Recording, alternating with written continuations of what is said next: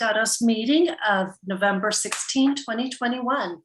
The town of Los Gatos encourages your active participation tonight in the public process, which is the cornerstone of our democracy. The purpose of our town council meeting is to conduct the important business of the community in an efficient and effective manner. We have several items on the agenda tonight, and we hope to do an orderly meeting by following meeting guidelines set forth in state law, in the town code, and on the cover sheet of the council agenda, should you have that in front of you. The town embraces diversity and strongly condemns hate speech and offensive, hateful language or racial intolerance of any kind at council meetings. Town council and staff acknowledge the public's right to disagree on various town issues. However, antisocial behavior, slander, hatred, and bigotry statements are completely unacceptable and will not be tolerated in any way, shape, or form at council meetings. Therefore, this announcement shall serve as a warning that all further public comments at the town council must pertain to items within the subject matter jurisdiction of the town and shall not contain slanderous statements, hatred, and bigotry against non-public officials. Please be advised that if you fail to heed this advice, you will be muted tonight and potentially cited for violation of California Penal Code Section 403. With that, I now call the meeting to order, and I turn to our town clerk for the roll call. Thank you and good evening. Councilmember Risto. Here. Councilmember Hudas. Here. Councilmember Badami. Here. Vice Mayor Rennie. Here. Mayor and Chair Sayoc. I'm here as well. Thank you very much. And so we will turn to council manager matters. And before we do so, I would like to just acknowledge the passing of one of our dear community members and fellow neighbor, Thomas O'Donnell. I had the pleasure of working with him for 8 years on the Planning Commission. And I know several of my colleagues have had interactions with him as well. And for those of you that have had school-age children, many of you may think the name sounds familiar because the district office, the Los Gatos Union School District office, is named after him for the many years of community service he provided on that board. I believe it was 22 years. He's a man of principle, and for those that have had the pleasure of interacting with him, I think we can all clearly say that Los Gatos is better for him and he will be deeply missed. And so I just ask that we take a moment of silence to acknowledge and celebrate the wonderful life that he contributed to and all the great things he did for the town of Los Gatos.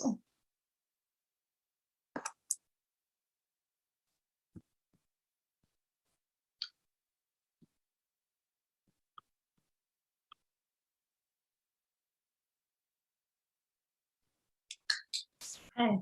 And in addition to that, I would like to report that since our last public meeting, the Cities Association of Santa Clara County had their Board of Directors meeting, as well as their Legislative Action Committee.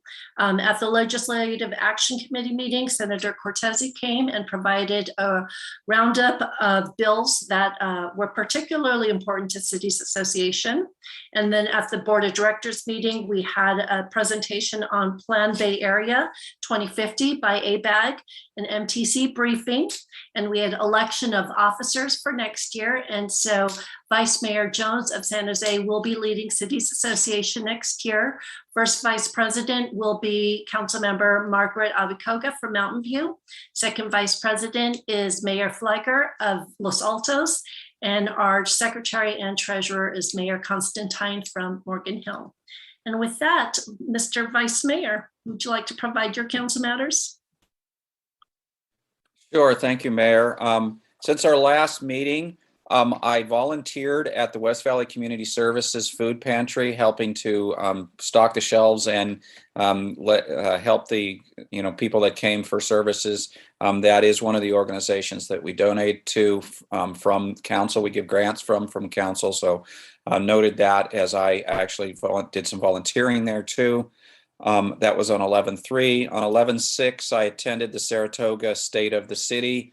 They had a really nice program put on, and these interesting fan dancers that dance there and some other items in their program. So they very nice program there. On 11/8, I attended the Risk Oversight Committee for Silicon Valley Clean Energy.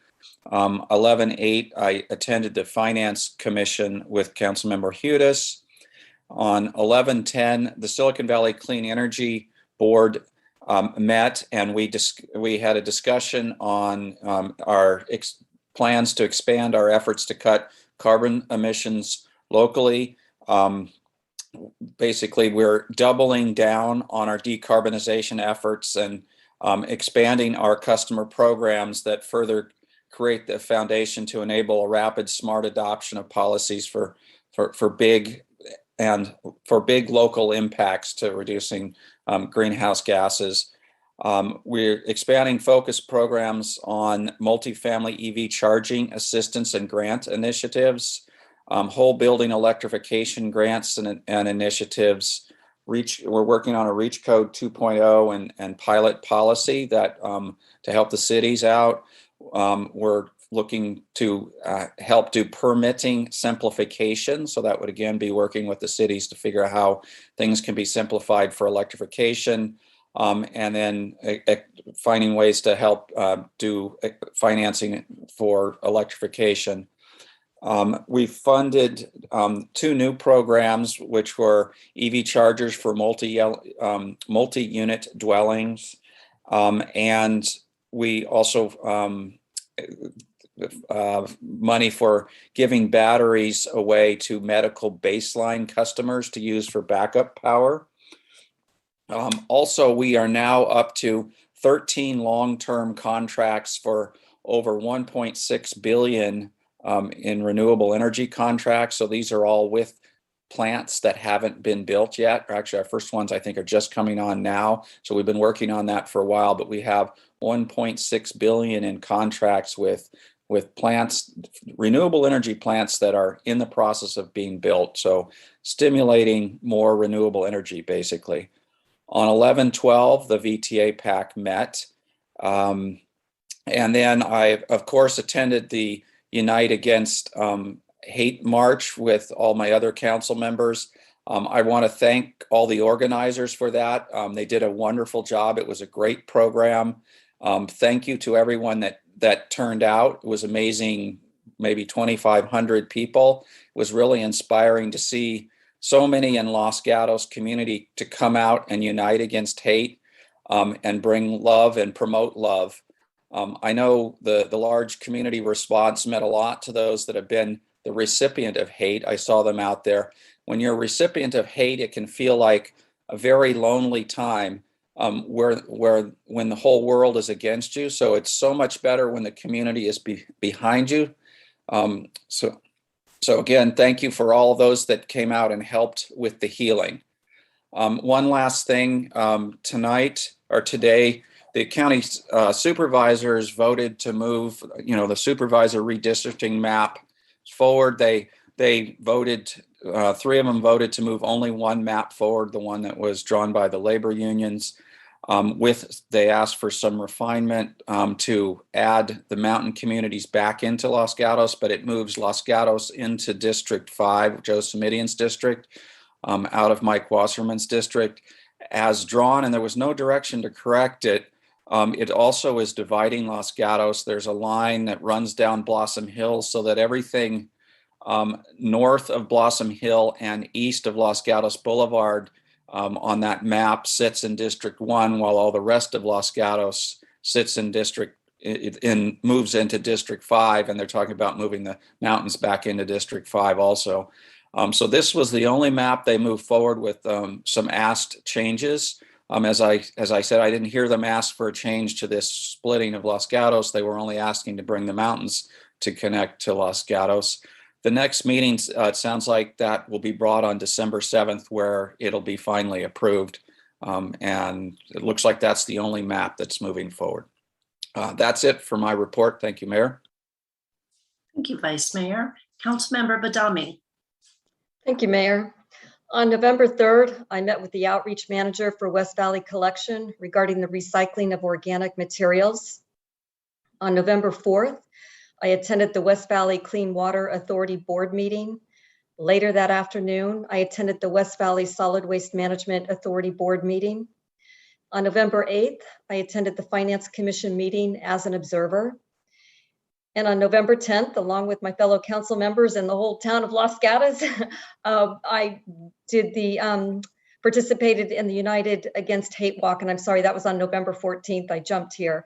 And let me just say, it was wonderful to see our community rally together in peace and solidarity.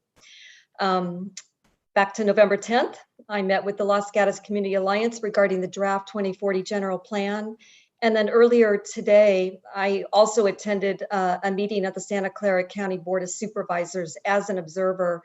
And Wasserman and Semidian, they were the dissenting votes wanting to keep District 1 as is. Thank you. Thank you. Councilmember Hudis. Thank you. Let's see, on November 8th, I participated in the Finance Commission meeting, and in that meeting, I think there's some really terrific progress on identifying key performance indicators for the finances of the town, including understanding where we are from a revenue basis, and those will be reported on a regular basis, I think in a very straightforward format that everyone can understand. And I think that's really terrific work of that group. On the 9th, I participated in the community meeting for the next police chief. And then on November 11th, we held our first subcommittee meeting on the work plan for Senior Services Committee, and we developed a draft mission and vision, which will be brought to the full committee in a week or two. And then of course, I participated in the United Against Hate session, and I would, of course, echo all the comments of my fellow council members, but I also wanted to give a shout out to town staff, particularly the police department and Parks and Public Works, who, managed to really help this thing come off without a hitch. Considering this is probably the largest gathering that we've had in town, and to do it in a peaceful way, but I know there was a lot of planning and effort on the part of those organizations and others. And then yesterday on the 15th, I met at the Live Oak Nutrition Center to meet with some of the clients there and understand a little bit about how they've been delivering services throughout the pandemic, delivering hot meals at the rate they are now of about 50 on their scheduled days. So that was really helpful. Thank you. Thank you, Councilmember, and Councilmember Risto. Thank you, Mayor Sack. Last week, as a member of the board, I participated in the West Valley Sanitation District meeting. There was nothing of note to report, but I also met with a local representative about what might be considered excessively high connection fees, and so instructed them on the steps that might be taken for an appeal. I attended or watched the Complete Streets and Transportation meeting last week. Items of interest to the community, issues that the commission's working on, is accessible parking counts and looking to make sure that there's sufficient number of parking spaces, bicycle parking, and the employee permit parking program. In addition, this Wednesday, so tomorrow night at 6 p.m. on Zoom, will be a Shannon Road community meeting for people interested in some of the details of how the Shannon Road bike lanes and sidewalk will be implemented. I met with a number of residents about a variety of aspects on the general plan, probably most of them about the housing numbers or type of housing. And I attended the community meeting last week where a number of residents and representatives even from Monte Sereno gave input on characteristics they'd like to see in our next police chief. So it's good to have the community involved in what will be an important leader and role, in our community policing.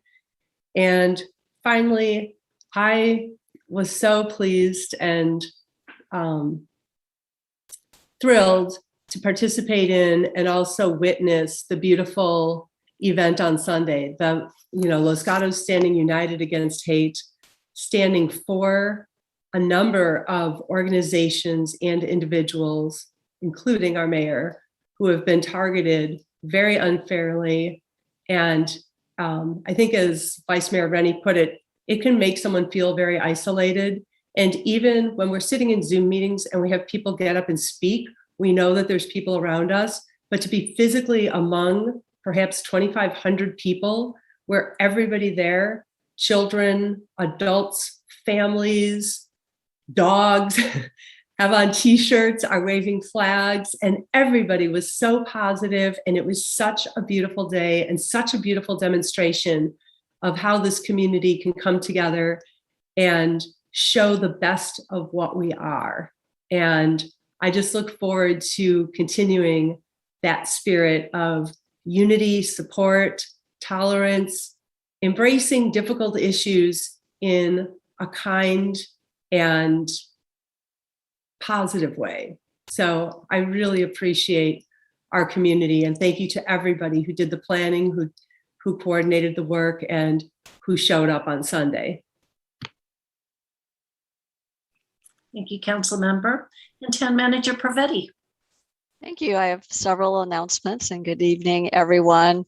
To continue the theme of unity and bringing our community together, I do want to announce the interfaith service that's scheduled for Thursday, the 18th of November at 7 p.m. It appears that there's also a remote and in-person option. The in-person option is at the Church of Latter-day Saints on Rose.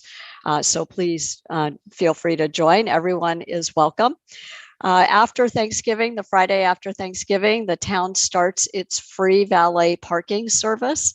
So that starts on Friday, right after Thanksgiving on the 26th, and will run Friday and Saturday throughout the holiday season, with additional days right before Christmas. So the 22nd, 23rd, and 24th, we will also be offering the valet. It is Small Business Saturday on the Saturday, the 27th of November. So we encourage everyone to come out and support Los Gatos businesses. We will be doing our annual tree lighting this year. We're very excited to be bringing that back for our community. That will be on December 3rd. Also on December 3rd, we close our board and commission recruitment, and there are fabulous opportunities for members of our community to continue to stay involved and connected with town business. And then finally, on December 7th, the town council will meet in a study session to discuss the general plan options. Thank you. Thank you very much. And so with that, let's begin. And we have our consent agenda, which consists of 16 items. Mayor, excuse me. I think there was one other thing you needed to report on. Oh, yes, I'm so sorry. I do have to, Mr. Schultz, we had a closed session and on November 9, and there were no items that needed to be reported on the Brown Act. So thank you very much. Thank you for that reminder, Shelley. And so with that, we can now go to consent. And I have 16 items listed under our consent agenda. And as a reminder, these are items that appear and that are considered routine town business and may be approved by one motion.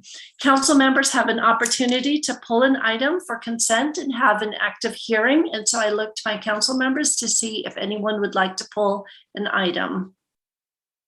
I see no hands raised, and so members of the public will also have an opportunity to provide comments on any of the items on consent. So I'll turn to our attendance list and see if any hands are raised. I see no hands raised for consent, so we're closing public testimony, and I go to Councilmember Risto. Yes, I move to approve consent items 1 through 16 on the consent calendar. Okay, and may I have a second?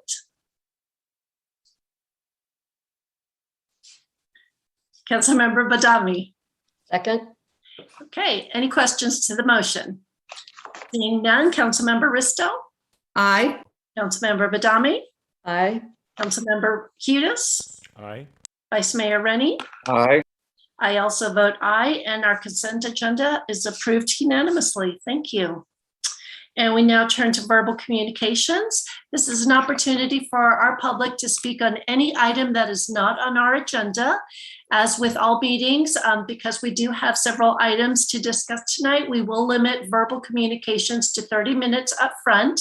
And then for those that did not get an opportunity to speak, you'll have time to do so afterwards. Each speaker will have 3 minutes. And we kindly ask that when the timer runs out, that you allow another speaker to go. And so I will call each one individually. And our very first speaker is Melissa Torin.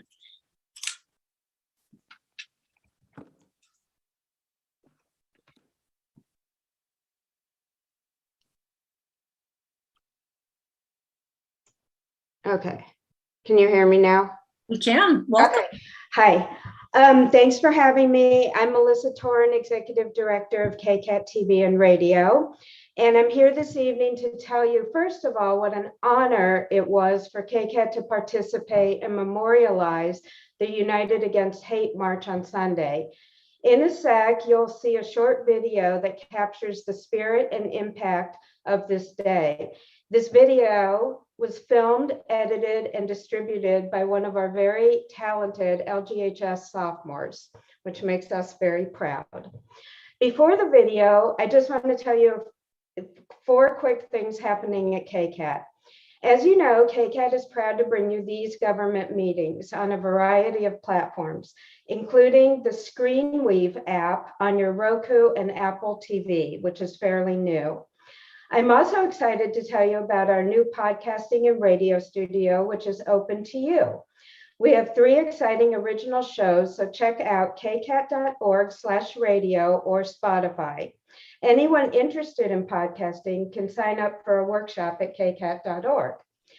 Based on our successful TV, film, and podcasting summer camp, we are now offering year-round multimedia classes for youth and adults. And lastly, thanks to the town's continued and generous support, KCAT is a recipient of a grant designed to create a volunteer program for adults 55 plus. This program, called The Producers, will enable KCAT to create local content, expand on-location filming of news and community events, and most importantly, allow our volunteers to actually run a TV station. How exciting is that? So get involved, join our team, make new friends, and email me at melissa@kcat.org. And one more thing, by the way, November 30th is Giving Tuesday.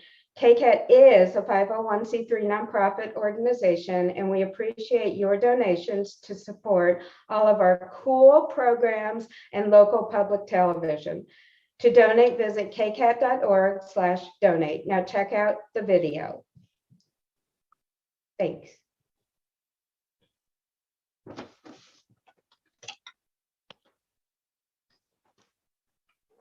No, it's not playing audio. Oh, shoot. Why does it look like that? It's not playing audio. Why? So unfortunately, we can't hear it, but if you can, Ms. Warren, winning right workers, even in the larger Santa Clara County, standing with us and walking in a powerful statement of unity. And I think it's important for good people, like the hundreds of good people that are here, to come together and reaffirm what we stand for, which is love and respect and peace amongst everyone who lives here. And I don't want hate to be here in Los Gatos or anywhere in the world. Just look at the size of the crowd. It really shows how much people want to support all the people that have been affected by the hate. And it enables people, I think, to keep going, showing love. Love, love, love. That's all people need is love that'll get rid of hatred. And I'm so proud of the turnout and the people that are here today. I'm out here today to show support to the town. I've been a lifelong Los Gatos resident, and I want to show the small-minded, misguided, small minority that we're here to take the town back. And most importantly, we are standing to say this solidarity, this is Los Gatos. Keep on walking, keep on walking, walking for the brand new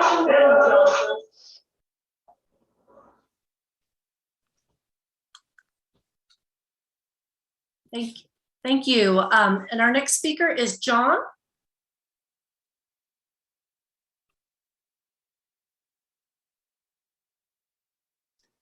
John Shepherdson here. So first, the walk on Sunday was wonderful. I would submit maybe it's the finest hour in the entire history of the town.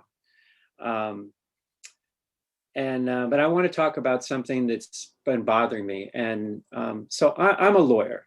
And if hypothetically speaking, the head of the police union came to me for advice about his conduct at recent meetings, I would offer the following.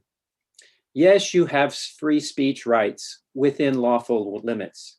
Yes, dispatchers are needed. Yes, if you dislike the politics of the elected officials, you can band together with others to elect others that you support. And I would also say that trying to take over a town council meeting on September 7th, 2021 created bad optics for the union and was a violation of your duty to uphold the law. And it enabled further misconduct by others and undermined the good work of the many fine officers in town. The attempted hostile takeover was a personal and public insult to the entire town, Mayor Sayoc, and the entire council. At the October 5th, 2021 meeting, the head of the union was sitting front and center. I was in the room. The crowd got out of hand. You did not make any effort to calm them. Your silence enabled more raucous behavior. Therefore, I say this as a friend, as if I was giving legal advice. Therefore, if you were my client, I would advise you to repair the image of the police union and join in and facilitate healing in the town by publicly apologizing to the entire town, to Mayor Sayoc and the council for your obvious misconduct before them. Lastly, to Mayor Sayoc, the council, the town attorney, and Shelley, thank you for standing up for respect, the rule of law, love, and serving the people. And keep calm and carry on. Thank you. Our next speaker is Rob Moore.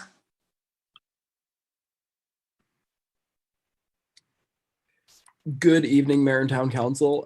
I don't want to take up much of anyone's time tonight, and I should have figured this sentiment would have already been expressed as it has been. But briefly, I just want to share my sincere gratitude to our Town Council and especially our tireless town staff who worked so hard to put together the beautiful United Against Hate March this past weekend.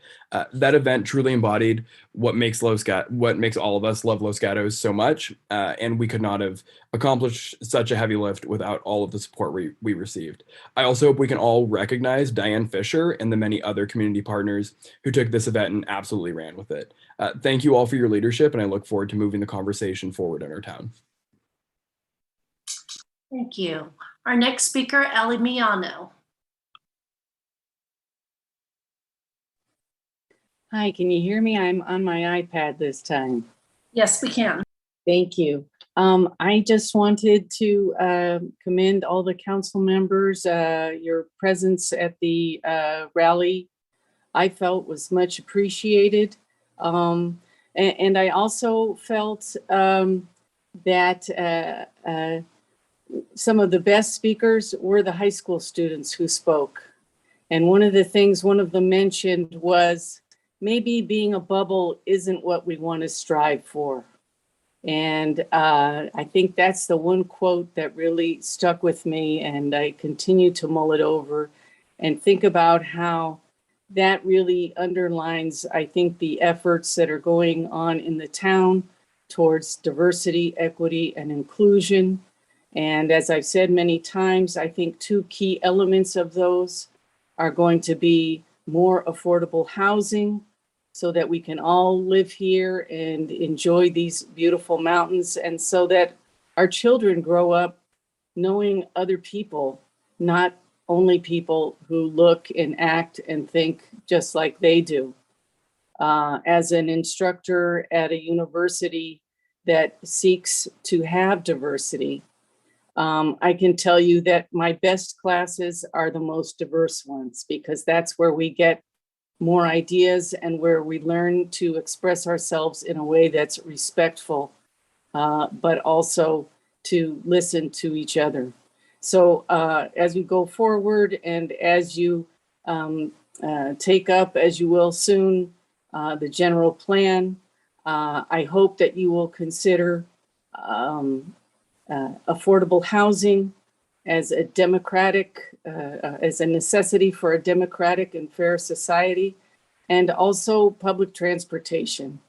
We just don't have enough of it, and we need it to help decrease our traffic problems and to help allow other people who at the present time may not be able to afford to live here, but wouldn't it be great if they could at least visit and get here and attend Small Business Saturday and not find themselves stuck in a traffic jam.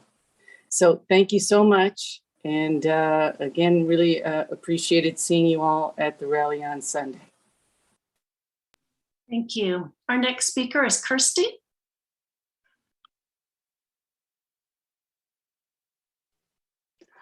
Hi, thank you, Mayor and Town Council. Like everyone else, I wanted to say how much I appreciated the march on Sunday. It was an incredibly positive event. And, you know, it's difficult to know what to do in response to hateful speech sometimes. It's easy to become very angry. And the march was something very positive that allowed us to all get together and show support. And so really thank you to the town and to all the other organizations that helped put it on. And I also wanted to mention something that is probably on the radar of town council members, but I think is maybe not getting enough attention from other people in Los Gatos, which is the state redistricting maps. Last week, the redistricting commission for the state approved draft maps for the state assembly and state senate districts for the next 10 years, as well as for the congressional district. And Los Gatos' placement in these draft maps is a bit different from what it has been in the past. I think that people from the town may want to visit the website and check out the maps and perhaps make a comment. There's different ways to make comments, either via Zoom in meetings that are going on through November 23rd or by filling out a form online. I think that probably is the more convenient way. The website, the main website to go to is www.wedrawthelinesca.org. That's all one word. There's no spaces or hyphens or anything. And I think I would recommend starting with the interactive map viewer. It's under the data tab. But there's a few different ways that you can look at the maps. So that is something to look at. And thank you very much, Vice Mayor Rennie, for pointing out the county maps as well. So that is all that I wanted to say. In particular, take a look at the state Senate map. We're in kind of a extended district as it stands. So thank you again very much for your dedication to our community and for giving me a chance to speak. Bye. Thank you. Our next speaker is, Vice Mayor Rennie, you had a question of Kirsty? It looks like she was gone already. I wanted to ask her if she realized that the assembly district split up the West Valley and put Los Gatos not with Campbell or Saratoga. Yeah. I'm sorry, I'm still here. Okay, yes. Yeah, it looks really crazy on that map and on the Senate map. I'd take a look at all three of those maps. I think the congressional map, the current draft map, might not be quite as odd, but the other two are, worth looking at. Thank you. Thank you. Our next speaker is Juliana. I hope I'm pronouncing that correctly. Hello, my name is Juliana Pendleton, and I am a lifelong resident of Los Gatos. I would first off like to thank council for all of their really hard and great work for this town over this past year and beyond. I really thank you for all that you're doing for this town. Tonight, I would like to speak about artificial turf. Currently, the school district is discussing and has held community meetings for school renovations at Daves Avenue, Blossom Hill, and Van Meter. And they're including recommending artificial turf in some courtyard and play areas at our elementary schools, as well as recommending artificial turf as safe to use for future school uses. I believe our elementary schools should be free of artificial turf and plastic. Outdoors, children should be learning about nature and insects and dirt, not plastic, especially as the town updates our general plan, and especially with such an environmental focus. I hope that we can help address keeping our elementary schools outdoor spaces free of plastic. Thank you for your time. Thank you. And I have no other hands raised for public testimony, and we'll give it a second. If anyone else would like to speak to us under verbal communications, please raise your hand. Okay, I am closing public testimony, and we now conclude verbal communications, and we'll turn to other business. Our first item is item agenda number 17, which is to approve an amendment to employment agreement between the town of Los Gatos and the town manager effective on the anniversary date.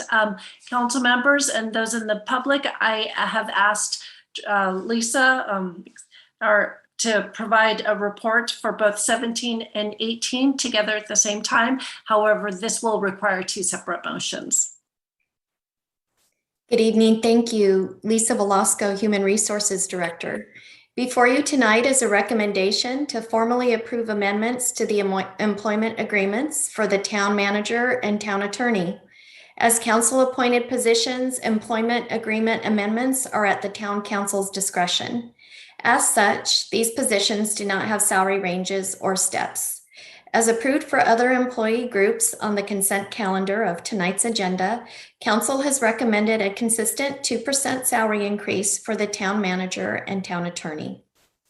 In compliance with Senate Bill 1436, a summary of the modifications to the amendments include: for the town manager's agreement, a base salary increase equal to $267,750 annually. For the town attorney's agreement, a base salary increase equal to $249,900 annually. This concludes my report, and I'm happy to answer any questions. Okay, council members, any questions of Director Velasco? Seeing none, would anyone in our public like to speak to item 17 or 18? See no hands. Yes, John?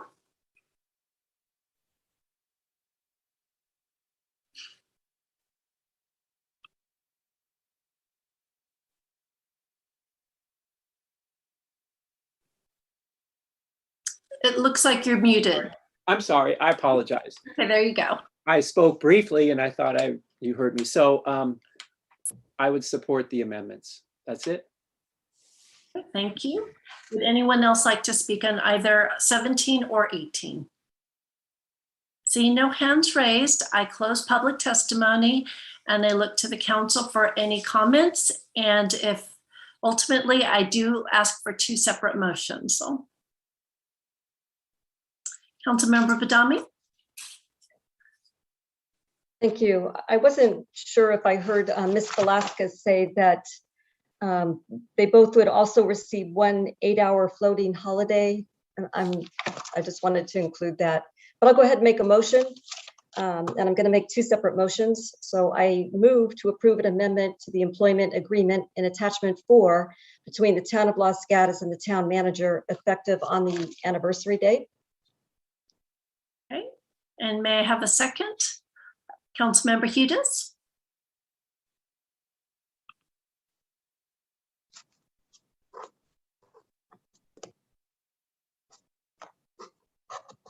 I'll second the motion. Okay. Are there any comments or questions to the motion?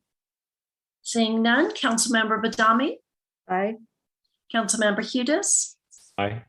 Councilmember Risto, Aye. Vice Mayor Rennie. Aye. I vote aye as well, and the motion passes unanimously. And if I can have a second motion, Councilmember Badami. I move to approve an amendment to the employment agreement in attachment 1 between the town of Los Gatos and the town attorney. And may I have a second, Councilmember Hudis? Second the motion. And any comments? Seeing none, Councilmember Hudis, Aye. Councilmember Risto, Aye. Councilmember Badami, Aye. Vice Mayor Rennie. Aye. I also vote aye, and that motion passes unanimously.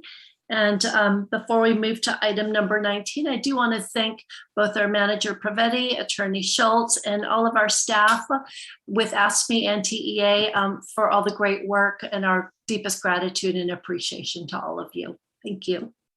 And so now we move to item number 19, which is to consider recommendation of the Arts and Culture Commission for the second gateway sculpture to be placed at Highway 17 in Lark. Welcome, Director Baker. Good evening, Mayor and Council. Tonight I am presenting on behalf of the Arts and Culture Commission, the ACC, regarding their proposal for the next step of their Gateway project. The project was initiated in 2017 with the first gateway sculpture installed in June of this year. And we've got a couple of slides that we can throw those up now, and we can just move on to the next slide in the deck. The ACC's overall vision for the project will eventually include 5 gateway sculptures at various to be determined entry and exit points of town, conceptually illustrated here purely as an example. Moving to the next slide. The first gateway sculpture by Seattle artist Matt Babcock was chosen through a competitive process and was installed last June. The image shown here is of that completed gateway sculpture on Los Gatos Saratoga Road, just east of Highway 17. Tonight, the ACC is recommending that this same design be replicated by the same artist for the second gateway sculpture, as well as for future gateways as funding becomes available for them. The only variation in design recommended by the ACC is the color palettes to be used. We can move to the next slide. Those color palettes are shown here, and in concept would be different for each future location. The ACC feels that using the same artist and design will contribute to uniformity and branding, expedite the project, and be more cost-effective than alternative approaches, such as using the same artist but different designs, or using different artists altogether. Moving to the next slide. The proposed location for the second gateway is at Lark, where it intersects with the northbound off-ramp and on-ramp to Highway 17. Summerhill Homes is currently working on the central median in that location and has agreed to install a concrete pad on which a gateway sculpture can be installed. Next slide. The ACC's recommendation for you tonight is really in 3 parts. So working backwards through it, they are recommending to use the same artist and design for all future gateway sites. So this is the larger concept of the project as we move into the future. They are recommending that the location for the second gateway be at Highway 17 and Lark Avenue. And they are recommending to proceed with commissioning artist Matt Babcock to start production of the second gateway sculpture, which is anticipated to cost around $25,000, and $32,000 is already budgeted. Should you not be in favor of the ACC's recommendation as presented here, providing direction to staff and the ACC and alternatives would be appreciated. I do believe there are arts commissioners present in the audience tonight that plan on speaking during the public comment period. They would be the best poised to answer questions regarding the thought process for the recommendation, and I am here to answer any other questions that you may have. And that concludes my report. Thank you, Director Baker. Any questions of our staff? Seeing none, I will open public testimony, and our first speaker tonight is Ellis Weaker.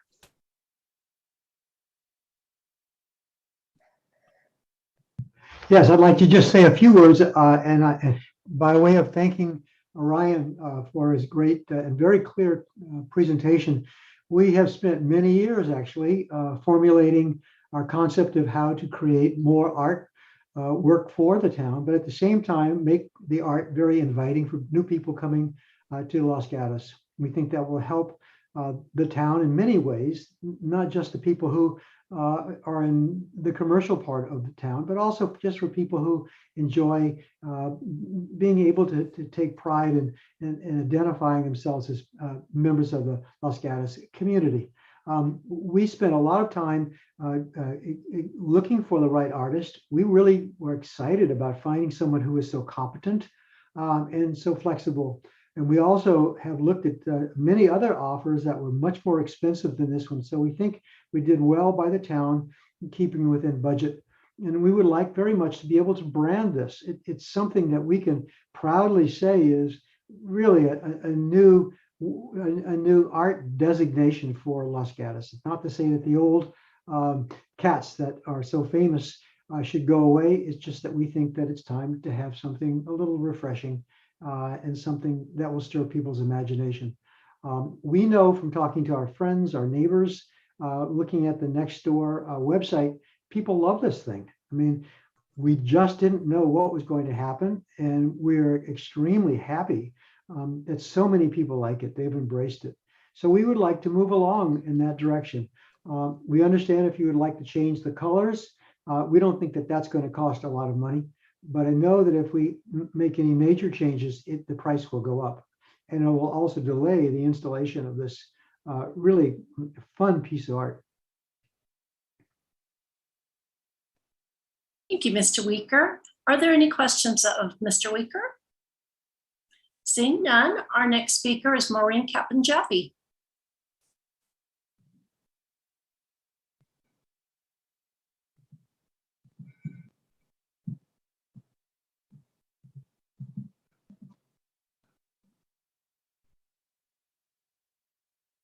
And Maureen, you're still on mute.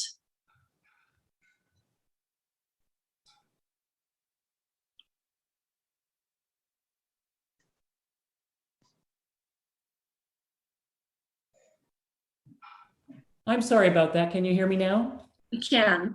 I'm sorry. Good evening, Madam Mayor, Vice Mayor, and Council members. My name is Maureen Kapanjapi, and I am a member of the Arts and Culture Commission. Public art is a reflection of how we see the world. The artist's response to our time and place combined with our own sense of who we are. I'm very pleased to be here to encourage the Council to approve the second of 5 proposed El Gato Gateway public art installations at Highway 17 and Lark Avenue. I and my fellow commissioners have worked diligently for 4 years developing this program with encouragement and funding support from the town. I'm very proud of the work we've done, and I look forward to moving forward with the program and your continued support.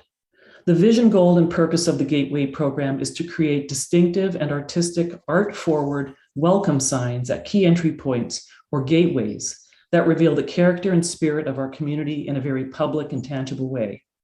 When I joined the ACC 10 years ago, my primary ambition was to develop a robust public art program in our town. When I and my fellow commissioners visited other communities similar in size to Los Gatos, we often expressed how envious and enamored we were with their robust public art programs and the sense of place, pride, and spirit that those programs delivered to their communities. We wanted that too. And we knew that if we put in the work and kept our eyes on the prize, we would prevail. And we have with the El Gato Gateway program. And full disclosure, I'm not a cat person. I love the dogs.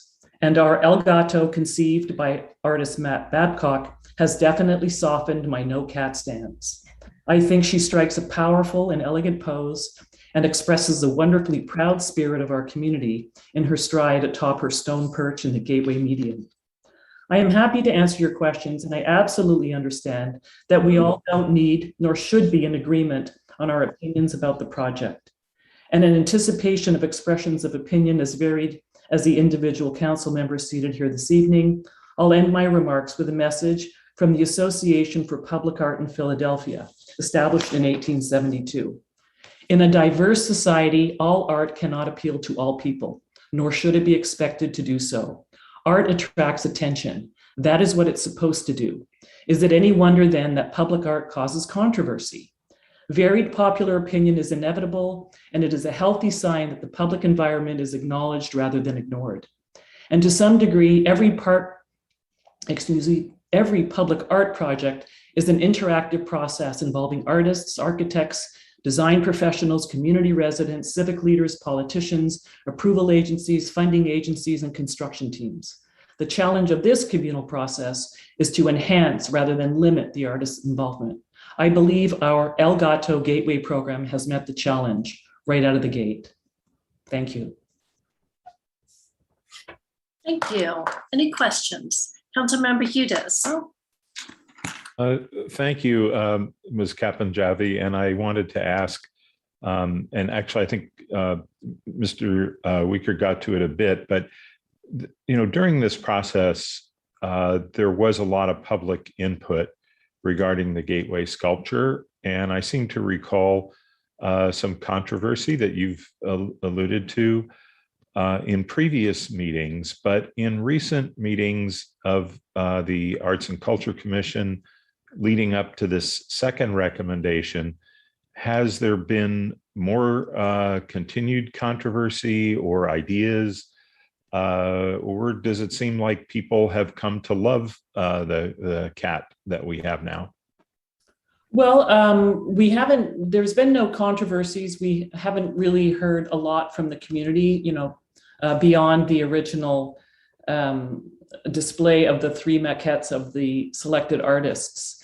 So no, the answer is no. And, I got to be honest, I don't think people can have a really strong opinion or start to like or dislike what we're doing with just one gateway installation in place. I think once the second and third and fourth and hopefully fifth installation comes along, people will understand the concept. It's hard to understand that when we're just at the beginning. So there's a little bit of education involved, and we welcome all questions. But this really is a 5-step plan. And the goal, as I mentioned, is really clear in that we want to be able to welcome residents and visitors in and out of our community with this kind of pulled together conceptual idea. So I guess my short answer is let's see what time does, and I think I'm going to be right. They're going to love it. Thank you very much. Thank you. Any other questions? Thank you very much for joining us today. And would anyone else like to speak on this agenda item? John S. Yes. So one, I applaud the efforts that people have engaged in to bring the public art. And secondly, I just wanted to comment, even the children's art on the bridge is really cool if you cross that bridge. And I think it adds a lot to the town. And the utility boxes that we put some art on them, I think that adds to the town. And as a suggestion, over time, we can rotate. The cats will be more permanent, but those utility boxes, which have some art, we can rotate what that art is over time. And lastly, I would personally like to see something at the entrance of North Santa Cruz Avenue and Highway 9, personally, that really mentions the historic nature of the downtown. There's a sign that says downtown, but you don't really see it very well. And I think that that's one of the charms of Los Gatos is our historic nature. So I offer that for the council's consideration. Thank you. Any questions? Seeing none, would anyone else like to speak? I see no hands raised, so I will close public testimony on agenda item 19 and look to council for a discussion and ultimately a motion. Councilmember Risto. Thank you. I did follow this process when it went through the Arts Commission and attended the meetings where the 3 finalists, there was a mock-up of what the potential art could look like, and saw the public input, and the samples were in the library. And I really love this idea that we would have a gateway art project. I think for people that maybe think, oh, maybe we should look at some other art, there's other places in town where we can do art. But I think the Arts Commission made the point that as a gateway marker, I think it makes a lot of sense to have something that is the same at each of the 5 locations. I love the idea of the changing color palette. I love the idea that, you know, people might think it's overly simplistic, but we are Los Gatos. We are in the mountains. This captures all of it in a very fresh kind of way. It's viewable from coming and going along the road. And I think the points about having the branding and uniformity, the timeline, and the costs, it just seems to me that this is exactly the path that the Arts Commission started on when they got approval for the first art cat and the first gateway cat, El Gato. And I'm very much in favor of continuing this and keeping this moving. There's room in town. There's so much room in town for other types of art installations, and this doesn't preclude it. But as public art, a specific example of the gateway, I think branding makes a lot of sense. So I would like to see us continue what we started. Thank you. Councilmember Adami. Thank you. I do share those sentiments of Councilmember Risto, and that's including the change in the color palette. And it's too bad I didn't get an opportunity, or I didn't think of it at the time when the commissioners were speaking, but with the 5 different colors, would they have a preference as to which location should have a particular color? Anyway, I do like the idea of changing it up. It adds interest and it's fun. Thank you. Any other comments? Would either of you like to make a motion? Councilmember Risto? Yes, I would love to make a motion. I move, oh my gosh. So I'm looking at the cats right now, so I don't have it in front of me, but I move to approve the recommendation of the Arts and Culture Commission to commission artist Matt Babcock for the second gateway sculpture to be placed at Highway 17 in Lark, and to use the same artist and the same design for future gateway sites. And I will leave it to the commission to decide which color palette to use at this next installation of the 4 choices that they presented. Great. And would someone like to make a motion? I'm sorry, a second to that motion. Councilmember Badami. I'll second. Okay. Any question to the motion? Seeing none, I'll call the question. Councilmember Badami. Aye. Councilmember Hudis. Aye. Councilmember Risto. Aye. Vice Mayor Rennie. Aye. I also vote aye. And so this motion passes unanimously, and we look forward to seeing the next cat pop up. So thank you very much to the Arts and Culture Commission and Director Baker. And we now turn to agenda item number 20, which is to authorize the town manager to negotiate and execute a donation agreement for the Los Gatos Theater. So I'm quite excited about this agenda item, and welcome, Mr. Andrews. Thank you, Mayor and Town Council. As you stated, the item before you is a staff recommendation to authorize the town manager to negotiate and execute the donation of the Los Gatos Theater to the town from the Getz family, and to then move forward with issuing a request for proposal for the management and programming of the theater. As the staff report indicates, the Getz family very graciously reached out to the town about a year ago and wanted to see if we would be interested in discussions about potentially receiving the theater as a donation. And then they were also very interested to speak with us to see if we would be the type of steward to carry on their philanthropic endeavor with the theater. And so over the course of the past year, the Getz family became very comfortable with the town as that steward. And then in April of last year, they actually presented the council with a formal proposal, which is actually included as Exhibit B to the draft contract, so that it is memorialized what the intent of the theater is and the vision of the theater going forward. If the council is to move forward with accepting the donation, as I mentioned, then staff would quickly turn to moving forward with finding what types of business models and what type of management firms we can find for the management of the theater. Staff actually met today with the owners of the Cinelux theater chain to get a better appreciation for what a film distribution aspect to the theater might look like, and to also let them know that there would be an RFP forthcoming. As we move forward through that process, we will then return to council and share the types of business models and management proposals we have received, and then seek direction from the council to move forward with one type of management group and one type of structure for the theater.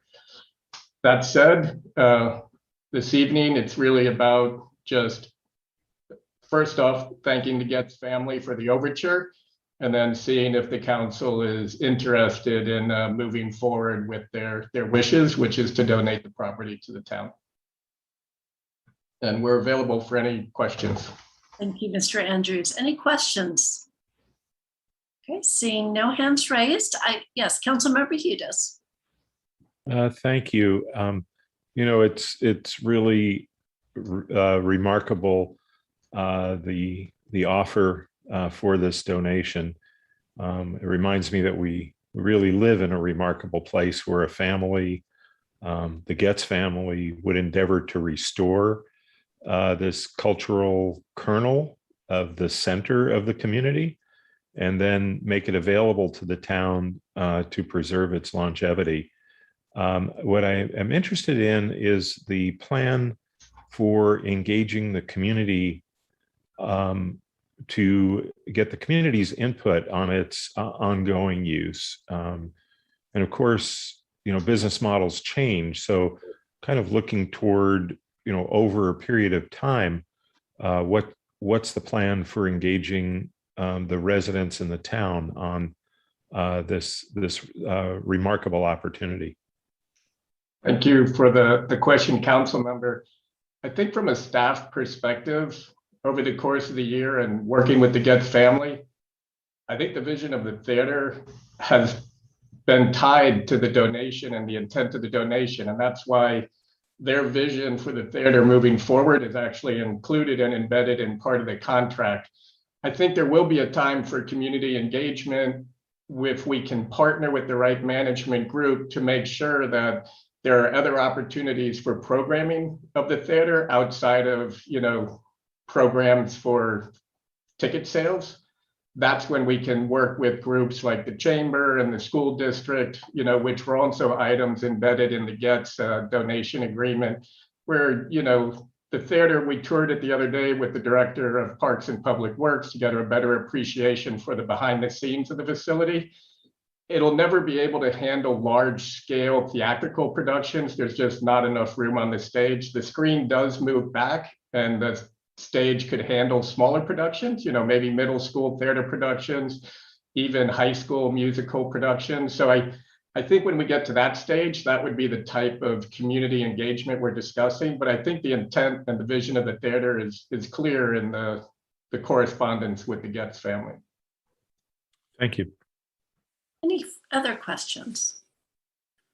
Okay, seeing none, I turn to our public for public testimony if anyone would like to speak on this item. Yes, John S. Yeah, I apologize. I guess I'm speaking a lot tonight. So when I was going through the agenda, I saw this and I was stunned. I was actually just stunned that there would be such generosity. And so I would encourage the town in every practical way to work to make this happen. If it does, some kind of plaque or something to honor the family, because they restored a theater that was dilapidated, I think earthquake damaged, and now they're donating it to the town.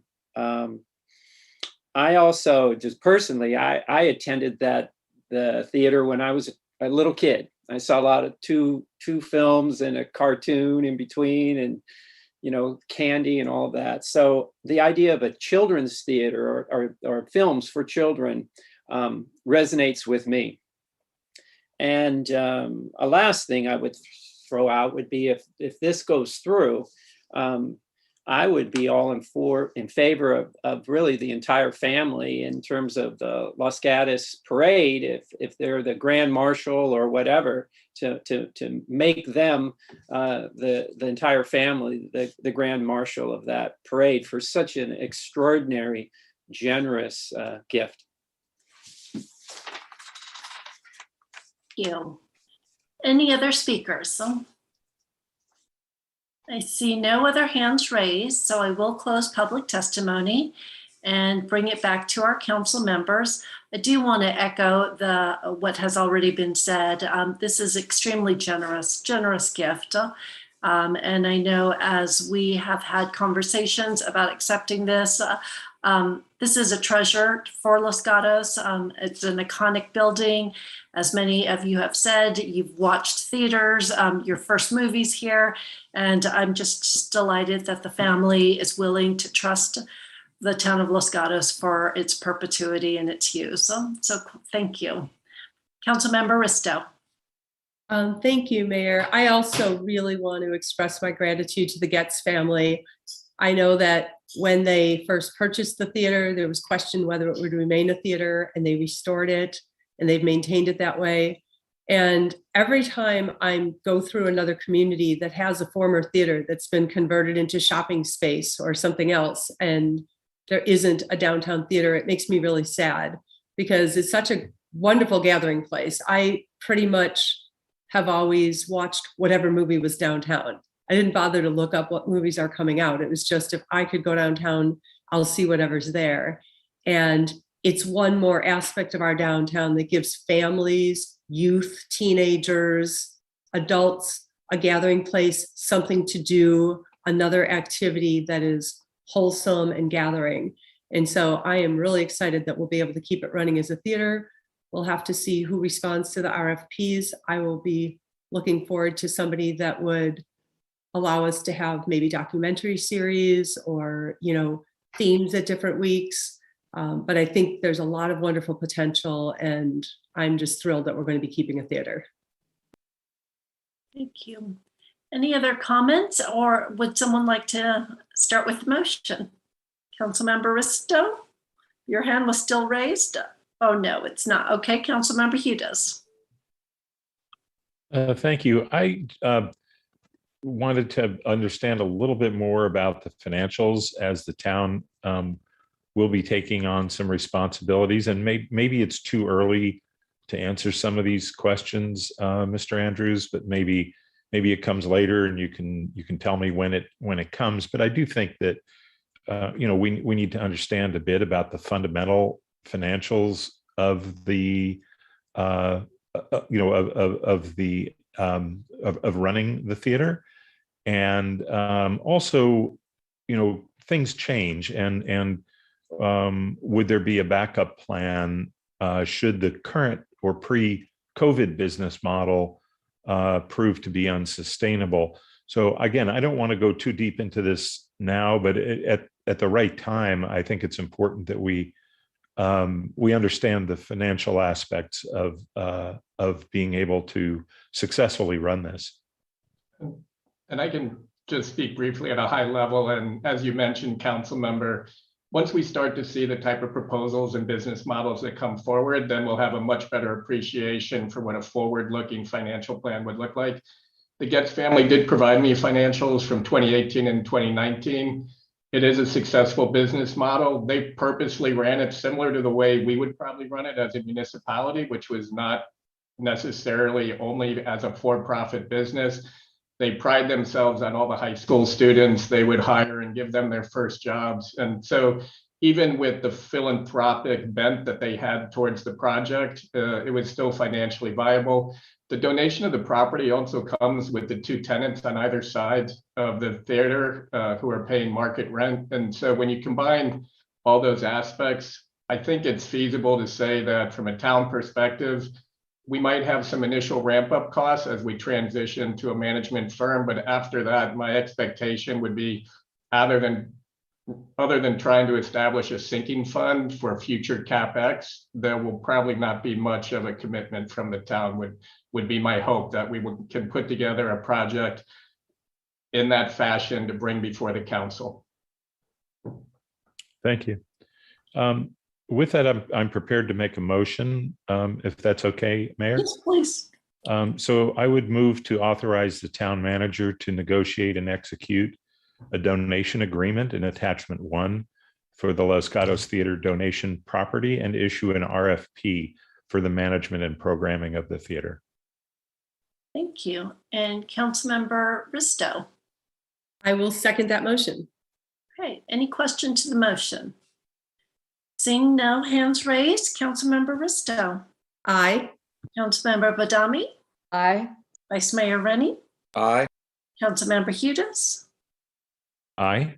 And I also vote aye. The motion passes unanimously. And again, our deepest gratitude to the Getz family. Mr. Andrews. If you'll indulge me for a second, Mayor, I would just like to say for the record what an absolute pleasure it was getting to know the Getz family and working with the Getz family. And I just wanted to say that for the record if they're watching. Oh, wonderful. Thank you so much. Okay, we are now breezing along and we are now at agenda item 21. Let's see, let me pull it there. We are going to be discussing the town's support of economic recovery and community vitality in response to the ongoing pandemic.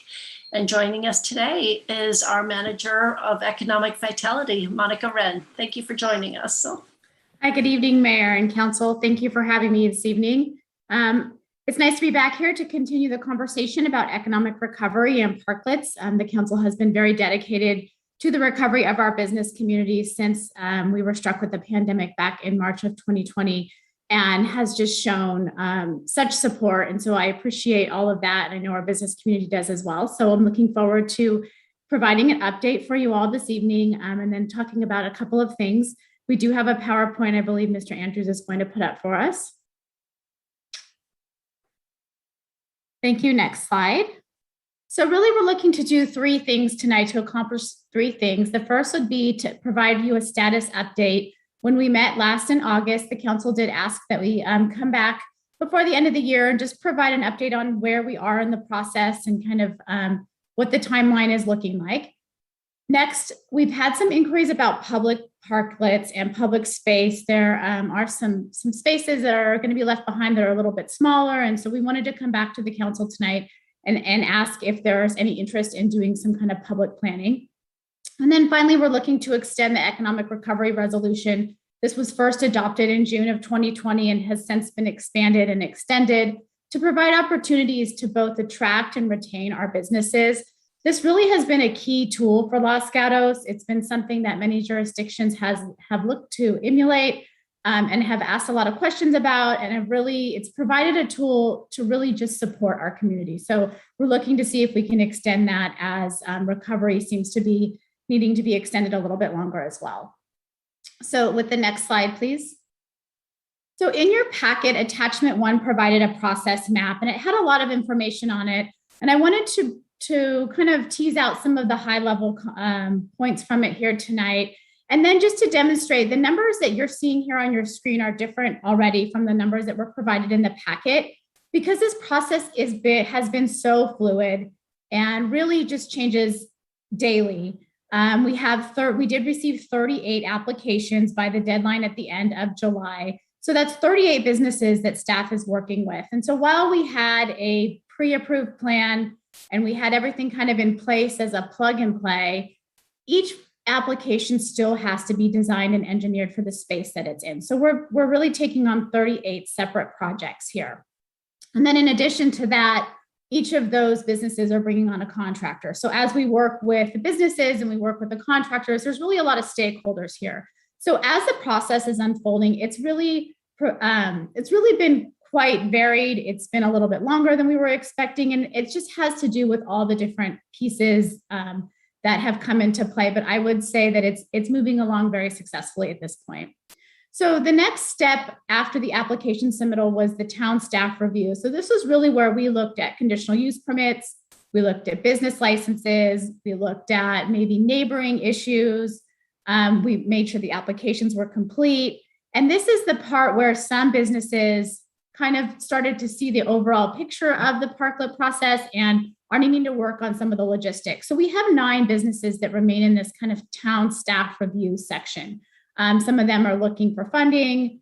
Some of them are working out issues with their neighbors or their property owners. And I think what's been really special about this program and has been really important to us as staff is that as we've identified the different stakeholders, we really wanted to bring everybody along together. So as parklets are placed or sizes are adjusted, we're really trying to get everybody on board, the property owners, the neighbors, and to date, everyone's really has gotten there. So I think that a big key to the success of this program is that we do have agreement and we do have consensus as we move forward. So that's why we have some there that are still kind of in that planning phase. We do have 3 that have decided that this just isn't the right time for them to build, or it isn't the right idea, or, there's several reasons. So we do have 3 who have actually decided to no longer move forward. We have 12 who are currently in our design and engineer phase. So this is where it really takes time with our architect. We do have the AP&I on contract. And so they're working with each individual business. And the businesses enter into a contract with them personally. The town has subsidized about 50 to 60%. It's going to be a sliding scale based on how many businesses do end up going through the process. So here's where the business has to actually put forward money, the $3,900. And that's where we're seeing a little bit of a lag sometimes, because the businesses have to really make sure that they have that funding and that they've thought about the contractor. And so that's why we see 12 there. Our contractors our AP&I architect is working to move the folks along. Also in this design and engineer phase, what we found is the people who want to do the hard, solid roofs that the council approved in April, it's a separate process. So because the roof is not subsidized and because there really weren't part of the pre-approved package, what AP&I has done is they've created a separate kind of streamlined process so that that's a whole nother modification to their building permit. So some folks are kind of going through that AP&I design and engineer process twice. Then we move on to the building permit. The AP&I does file a building permit on behalf of the business. They provide the drawing for us for our agreement process. And then at that point, the businesses really need to bring an architect on board. So they are working to complete the process with the agreements with me. So we have 2 agreements, an operating agreement and a grant agreement. Both require insurance, contractor's insurance. We need an estimate from the contractor. So there's quite a bit of upfront information. And we found that this is another kind of piece that's taking a little bit longer than we had anticipated, and I think businesses had anticipated. The chamber has been a great partner with us. They held a meeting with local contractors to try to kind of get everyone together on board. They have been a source to provide referrals since the town can't do that piece. And so this is really, we've relied a lot on them, and they've done a great job here partnering with us. So from the building permit process, we then can move forward to construction. So we have 4 folks who have completed all the agreements. They have picked up their building permits, and now they have to work with our engineering department and to get encroachment permits, pre-construction meetings, and then scheduling their own contractors, their own subs, the concrete, all these things. And this is where we are with this one right now. It's kind of interesting because we're learning from some of the businesses that they want to keep the K-rail in place as a protection mechanism for building the construction, and others are looking to have it moved. So that isn't something that we know 100% yet from the businesses. And so that's why you haven't seen any K-rail be moved from these 4 locations. They're working on what really is the best path forward for them as they build. And then finally, our completed parklets, we obviously have the 5 pre-existing retro parklets. And then we have none so far from the semi-permanent that have been completed. And then there will be an ongoing maintenance with these. The agreement, the operation agreement will be monitored by staff. The businesses will have to keep their business license up to date and provide insurance every year, the liability insurance. And then staff will monitor that they're following the conditions in the agreement. Next slide, please. So the next topic tonight that we're looking for some direction on the council is the idea of maybe public parklets or bike corrals. So while these are some pictures I pulled off of Google, kind of to just to plant some seeds. These wouldn't necessarily be what ours would look like. But these are ideas that other cities have used where they've either put a parklet next to some bike parking or they've dedicated an area for bike parking. Next slide, please. So from the packet as well, attachment 2, I kind of broke it apart here. We don't have to go in depth into it right now, but I wanted you to have these visuals. So as the conversation unfolds tonight with the council, you all have the opportunity to kind of talk about these locations. So they're numbered here 1 through 5, and then we're going to break them apart in the next couple slides. So if you can move forward, please, Mr. Andrews. So here we see 1 and 2 kind of teased out. The reason why we brought forward the location 1, there are 3 consecutive spaces here. So this is one where you really could add parking back. We would probably do 2 parking spaces here to allow a little cushion for parallel parking in between the 2 parklets. But if we wanted to just, or if you all wanted to just program 1 space that had multiple uses, this could be an opportunity to do 1 kind of larger parklet public area versus some of the other little pockets. So as the report pointed out, we tried not to program single parking spaces between 2 parklets. We've really been working with businesses to see, maybe they want to go a little bigger, or maybe we want to shift spaces, because what we're trying to avoid is having a single space between 2 parklets. It just doesn't allow quite enough space for someone to parallel park. It's a lot of pressure on the 2-way street, I think, for drivers. And we just want to make sure that we have a safe, comfortable driving and parking environment. The number 2 here is going to be a single spot. So if you look on the image, you have On Delay's parklet that is built out. Great Bear has an application in for a parklet. And then we have a single space that is left behind. Now, the interesting thing here is there is a bump out and it's not between 2 parklets. So it's something that the council could consider putting a parking space back into. But that is one that we thought we wanted to bring to your attention to consider. And then the next slide, please. So here is one of the original parklets, and it has a spot on each side, bookending the parklets. To date, they have been replaced with 20-minute parking. It works okay. What we did recognize is that it's kind of where the lane splits to head into a right turn onto Main Street. It can be a little congested on the sidewalk here. The sidewalk tends to be narrow and folks tend to gather in this area. So the council or the staff wanted to bring these 2 options forward if the council wanted to do, possibly bike parking or a public area here. And then finally, the next slide shows a spot on Main Street. And so the reason why this K-rail has not been removed yet is we didn't have a full truck. It was the kind of the last piece of K-rail from the removal in the fall. And what we had heard from the businesses there is that some of them asked us to leave it because it has become bike parking on the weekends for folks who are coming off the trail and heading into farmers market. So we thought, just because of that natural kind of parking that's happening there, and we've been hearing some feedback about it, we did want to bring that to your attention too. If we did program a small parking area here for a bike corral, we still could get 2 parking spaces. Probably get 2 parking spaces. There's 1 existing, and then it wouldn't necessarily be a parallel, just one of them would be a parallel between a parked car and the bike parking. So these are all just kind of options for you to consider. You can move on to the next slide, please. And there are the 3 points again for you. So as we move through the discussion, if we want to talk about that, I know Matt Morley, our Parks and Public Works Director, is here with us tonight. He's going to be our best resource for talking about what's most feasible. I think really for this discussion, staff is just trying to understand what the interest is from the council, maybe get a little bit of direction, and we can always come back to you with some more solid plans or funding options. Part of my point in showing that the 3 parklets had dropped out of the program is that we do have the funding set aside that we had already earmarked for their grants as a starting point if you wanted to reallocate that to a public parking area or a bike corral area. And then finally, if you have any questions on the economic recovery resolution, I'd be happy to go through all of that with you as well.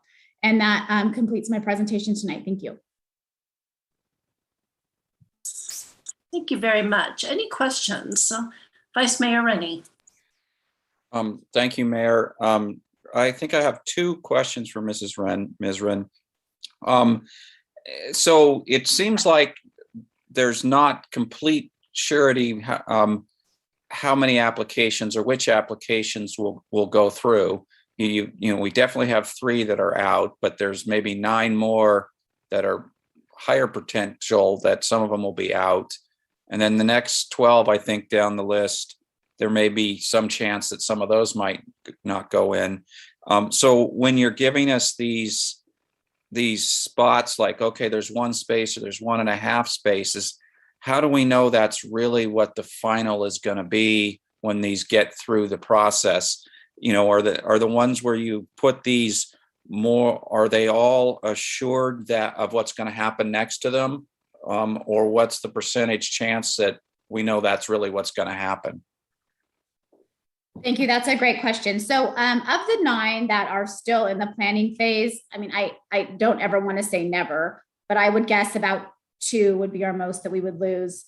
For the ones in design and engineer, it would take something, I think, quite large for them to back out at this point, because they've already invested the time and the money to get to that stage. But I mean, I don't know. If I had to guess, I would say maybe 2 more. Of the areas that we have provided for you to consider tonight, these are all ones that are either have building permits or are in design and engineer. So for example, the one that has the spots on each side in 20 minutes, we know that's not going to change because the parklet's already there. The one between the Lexington House and the new Chez Philippe, we know that the Chez Philippe building permit is completed, and we know that the Lexington House is submitted for building permit. So those were pretty set on the size. The Great Bear Coffee is one that is still in design and engineer. It could potentially change. However, given where they are in the process, I don't suspect they will.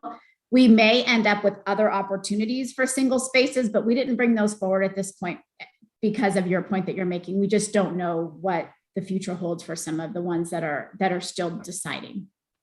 And then, thank you. That's helpful. My second question was, I wanted to make sure I understood what was going to happen with Gray's Lane. We have 2 parklets there, but who knows how certain they are, and it's a complicated space and it's different than the regular street. And so I wanted to ask if something's going to come forward at some point for us to make any decisions there. So at this point, I think staff, what we're doing is we're working with the 2 businesses. If a business wants to take advantage of this subsidy process, they have to use this kind of plug and play model. So we know basically a size of the parklets. They could stretch a little bit longer, but we know they're not going to be, for example, the one that's there now is very square. It takes up 2 lanes of the street. We know that's not going to be an option because it would have to come through a different process. So we do have applications for both parklets in. They are linear. They follow like what a parallel parking space would be.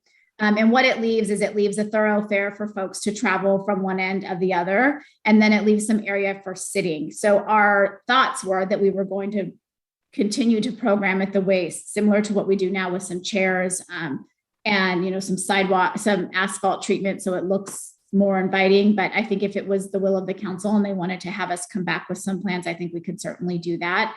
And I don't know if Mr. Morley has anything he'd like to add. So I'll just say that it's certainly my will that we have some more input on that. I have given that thought already to Mr. Morley that I'm interested in knowing how it's going to look. Because I know the 2 parklets are not planned to line up, and there's some complication to make it look holistic instead of just haphazardly slapped down. Thanks. Mm-hmm. I would like to say I'm pretty confident that we won't see anything too haphazard, given that there is a very minimal flexibility in the look and feel. They're very similar to one another, the 5 different finishes, but we would be happy to bring that back so you can get a better idea of kind of how they do lay out and how that street will play out. And Director Morley, would you like to add anything? Nope, I think you've covered it. Thank you. Okay. Councilmember Risto? Thank you. I had 2 questions. One is, when you're talking about the possibility of, whether we put in parallel parking or bike corral or whatever, in terms of parallel parking, are you talking about short-term, like drop off and pickup type of parking? What are the time limits? And have we looked at Santa Cruz Avenue to see if we have sufficient drop off and pickup really short. I guess what I'm saying, I didn't really look at the street very carefully.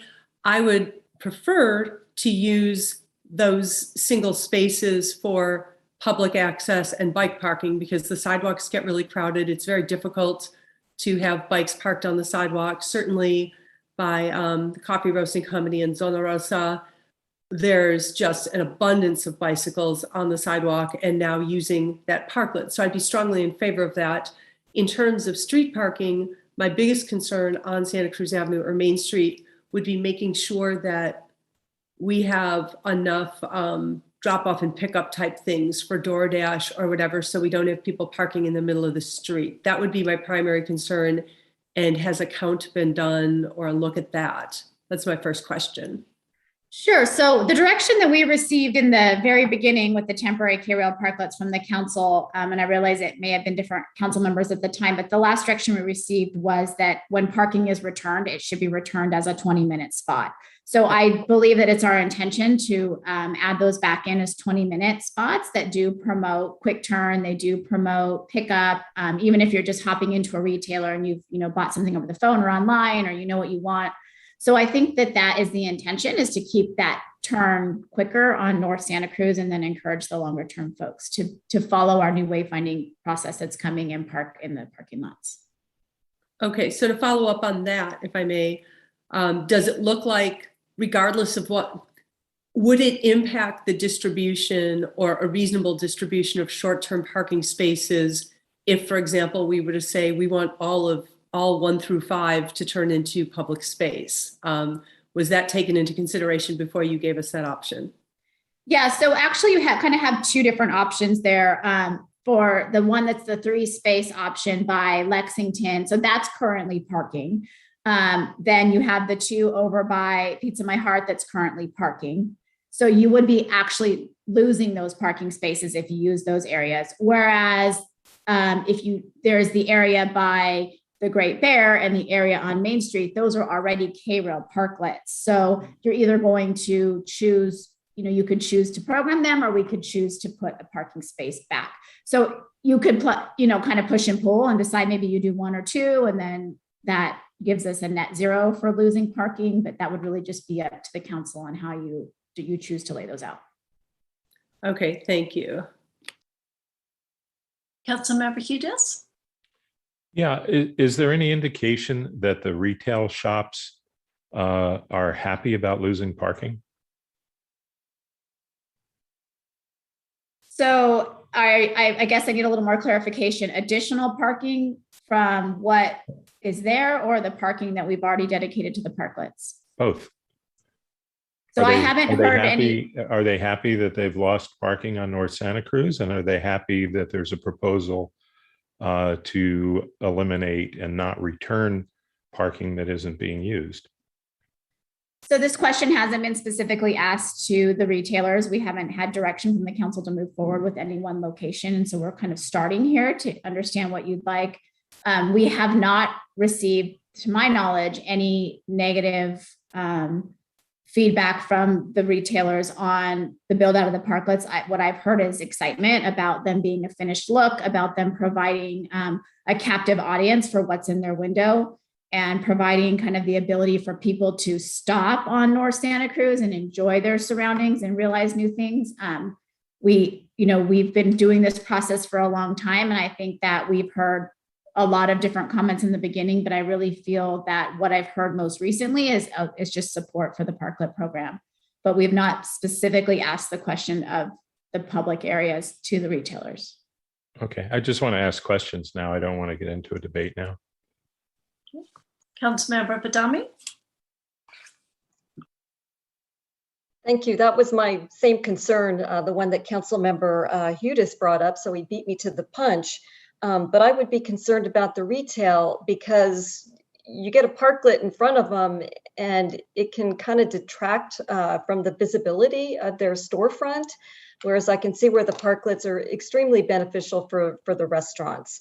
So I would be concerned if we start putting more parklets in town that are public parklets, reducing parking, and how the look of the parklet is going to be, how a retail might feel about that. Any further questions? Okay, so I am going to open to public testimony. And our first speaker is Catherine Summers.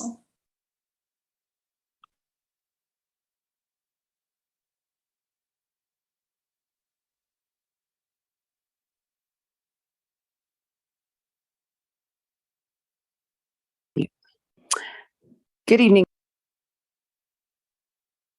Catherine, you're muted again.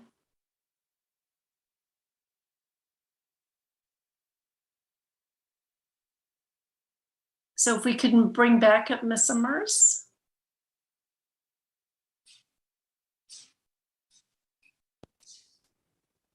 Can you hear me now? Yes. Okay. Thanks for good evening, Council. This is Catherine Summers with the Los Gatos Chamber of Commerce. And thank you for having this discussion tonight. I have a couple points to make, and some of the council members have already brought some of my points up, but I might be able to bring a little clarification to some of their questions. Number one, recovery is still very much ongoing. And as Monica brought up, I do think we might need a little more time allow for the businesses to move through this process of building out their parklets. But it's complicated, and I think they're all, still struggling a little bit financially and trying to figure out what the next year will bring. Number two, we have met. We've had meetings with our merchant group, our food and wine group, as well as our board and our advisory committee, and all are very supportive of the report tonight and all that Monica has brought forth. I think even her suggestions as to what to do with some of the parking spaces, I think we call them orphan parking spaces, and the ones that she identified, I think we're in support of all of her ideas, and I think that's still open for discussion, but we like those ideas, especially with the loading zones and whatnot. We did really want to thank Rob Schultz for really bringing this whole parklet program to life. And I think he was really a key contributor to making all of this happen. So we really thank him for that. I think our businesses, and this directly responds to a couple questions, have accepted the fact that parking will be limited. I think they know that. I think they really like the fact that there will be some spots for pickup, drop off. Hopefully there'll be some spots for DoorDash, etc. I do think that they are accepting of it because they are very confident that the wayfinding and the employee permit parking program is very soon to launch. And then lastly, I do think there is general consensus that with Gray's Lane, I don't think Gray's Lane is like the other parklets, and I think that should be reconsidered and looked at differently. I think that's in the beginning that was considered to be a special new park with a different look than everything else. And I think we'd make a mistake if we just look at that like we're looking at all the rest. I think we should give that some special attention. So I would hope that you will do that. Thank you. Thank you, Ms. Summers. Any questions? Thank you. And Randy Chen is next.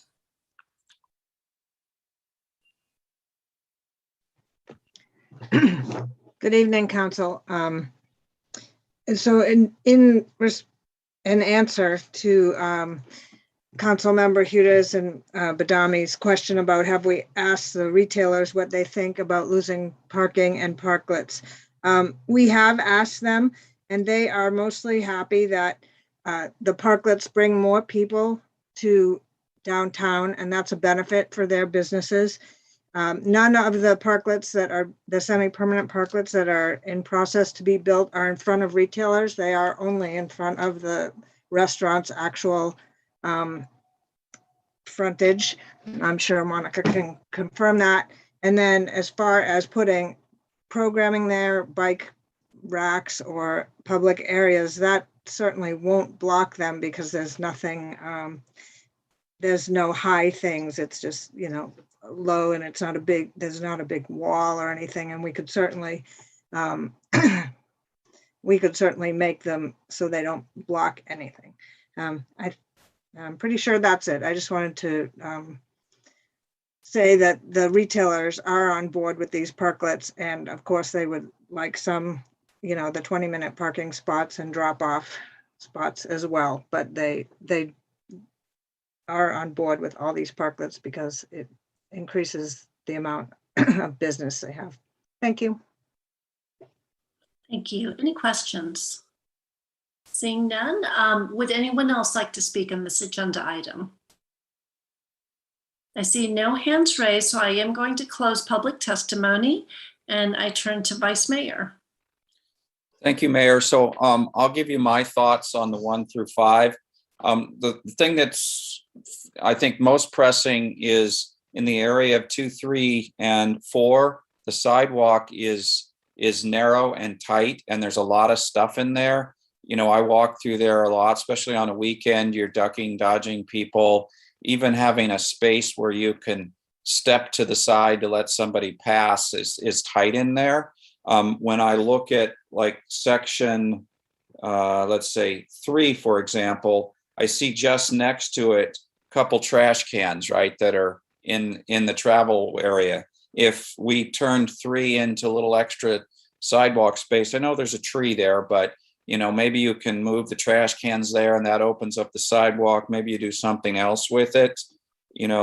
I think the same thing is possibly true with some of the others, that it can, I think I saw on next to number 4, there's a bench just to the left of it, for example. That bench could be moved out of the traffic lane and into that space, for example. So what makes the most sense to me is 2, 3, and 4 are not used for parking, but some kind of helping to make more space on the sidewalk by moving things or having step aside places, or maybe you could put in a bike rack or 2, or a place to sit down. Clearly, we don't want anything. These spaces are in front of retailers, so we don't want something that's tall and blocks the retailer, as some of the council members mentioned.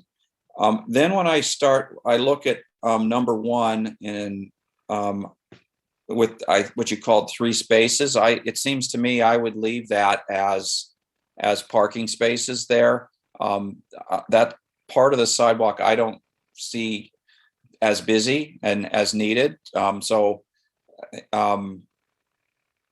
am sensitive to trying to not eliminate all the parking. So my first inclination would be to keep parking there. And then in number 5, the fact that bicycle parking is sort of naturally occurring tells me that we should keep maybe we should create some kind of bicycle corral there. I think you said it was big enough to have some spaces and a bicycle corral. So that seemed like the best idea to me. And then the other item on our ask list was, do we extend to December 31st the recovery resolution? And I would say yes. Thank you, Vice Mayor. Councilmember Risto. Thank you. Actually, Vice Mayor Rennie covered a lot of what I was going to say. I mean, I think for those single spaces, frankly, we're not taking away parking. We're turning parking from car parking to other mobility devices. So if we put bike racks in there and, get the other items that are on those narrow sidewalks at 2, 3, and 4 out into the public space, I think that does offer a lot more walking space for people. So I think that was a really good observation in terms of space number 1. That is a wider sidewalk in that area. I'm back and forth. The reason I would lean toward making that public space is because my observation, walking, biking, and driving, is that parking fills up more on the right side of the space as you're heading south. And the northbound direction, people are usually leaving town or not so much coming from that direction and trying to park. They can get into lots. So I don't feel strongly about that, but I don't think that's the most important place to put vehicle parking when there are lots on that side of the street. In terms of number 5 by Nimbus Salon, I think for sure one of those spaces should be bike or, reserve that for future mobility device when we see how that moves forward. So I want to make sure we have some of that. And if that becomes 2 parking spaces further down, I think that's great.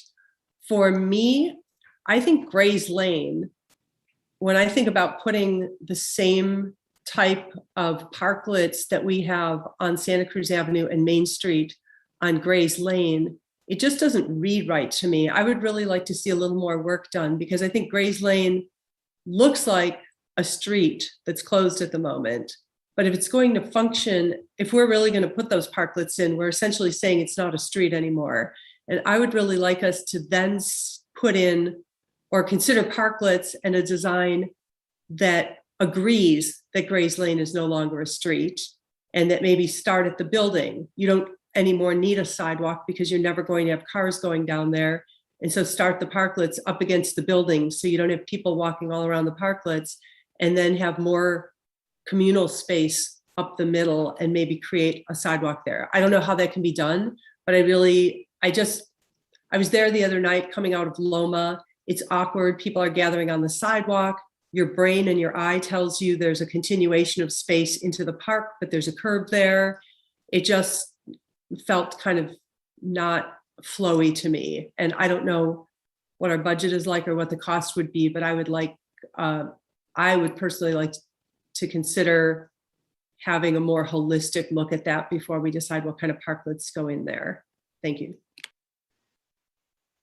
If I may, Mayor, I think staff has taken some initial look at that. And while we're certainly happy to come back with a more in-depth discussion of Gray's Lane, if I may, maybe Director Morley could just share what some of those preliminary ideas are, so council has a sense of the investment that might be needed. Thank you.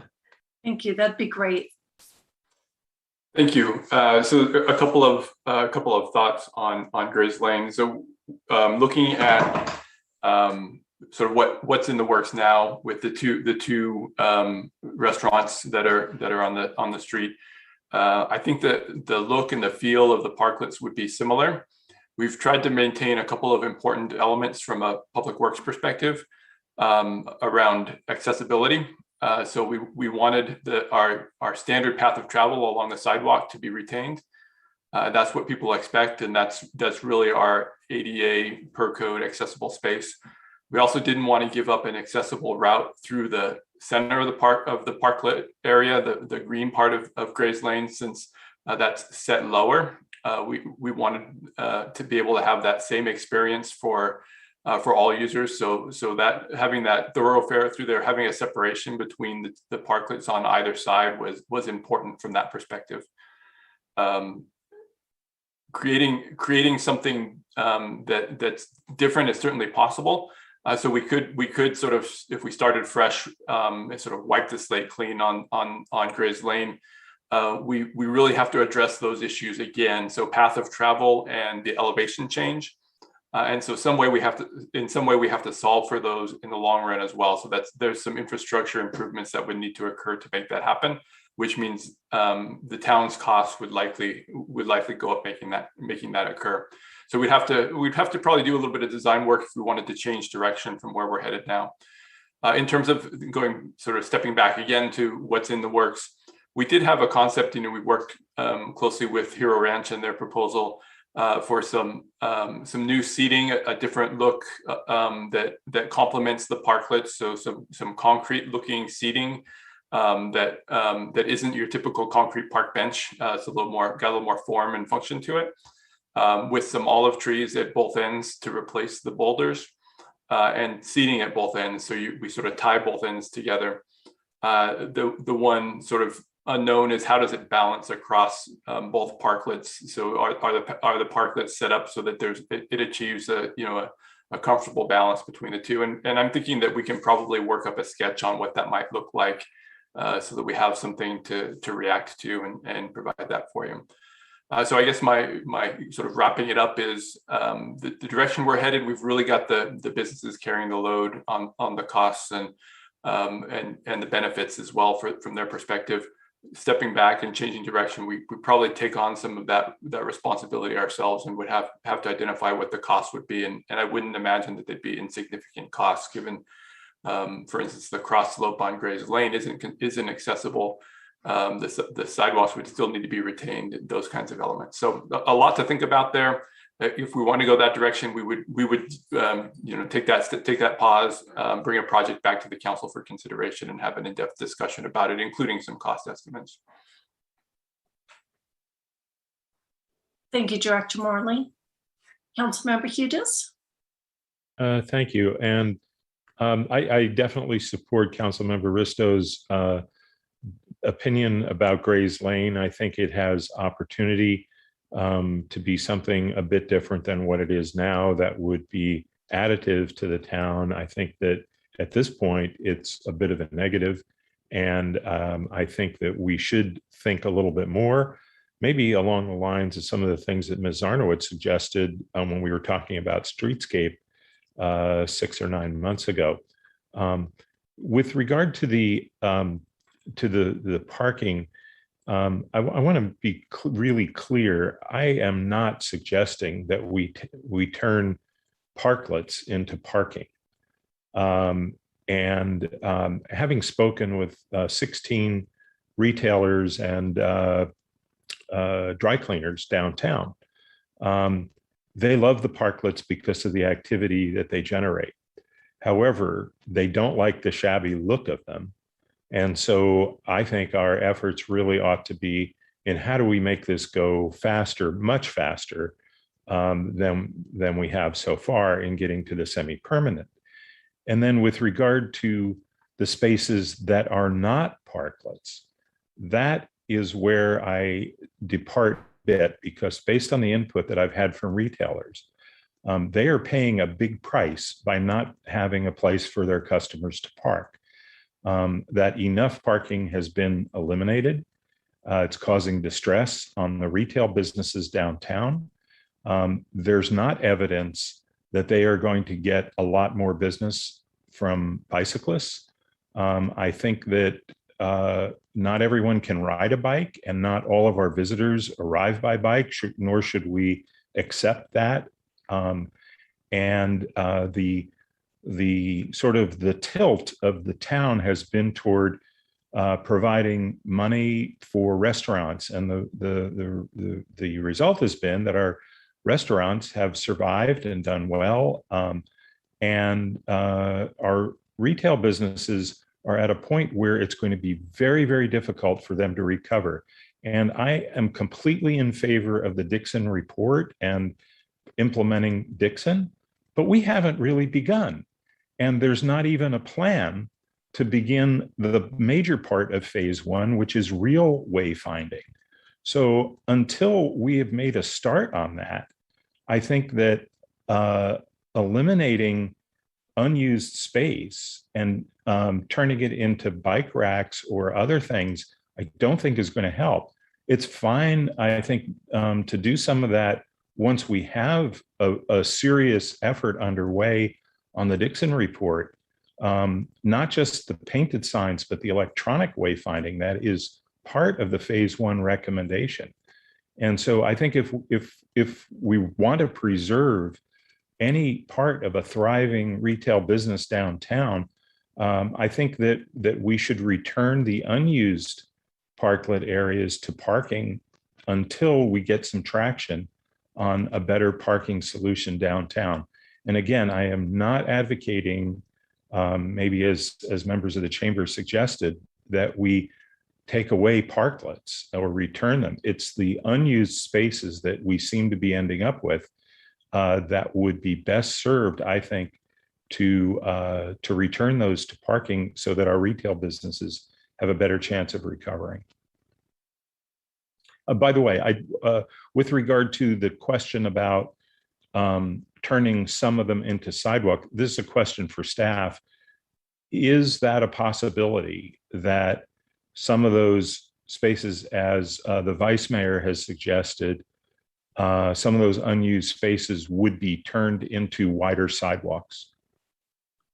I think we're looking for direction from you here tonight for a couple of options, and then we'd have to go back and price them out and then come back with the feasibility of those and kind of the cost of those. So if that's feasible, I would add my support to doing wider sidewalks in those areas that are congested over near the roasting company, et cetera.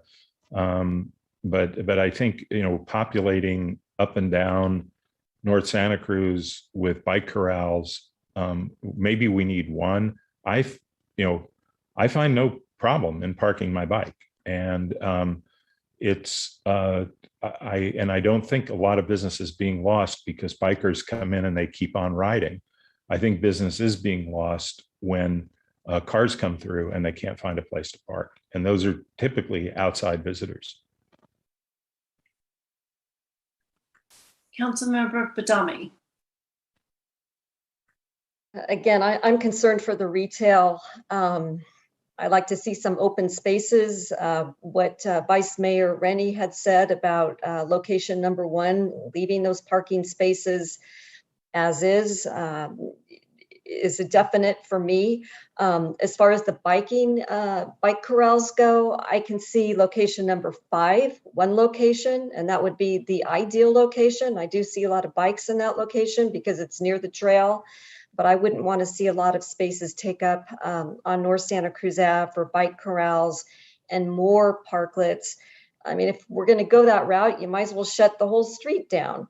Which brings to mind another factor with all these parklets, public parklets. If the goal is that we want people to stay and linger, have we ever thought about having a public restroom?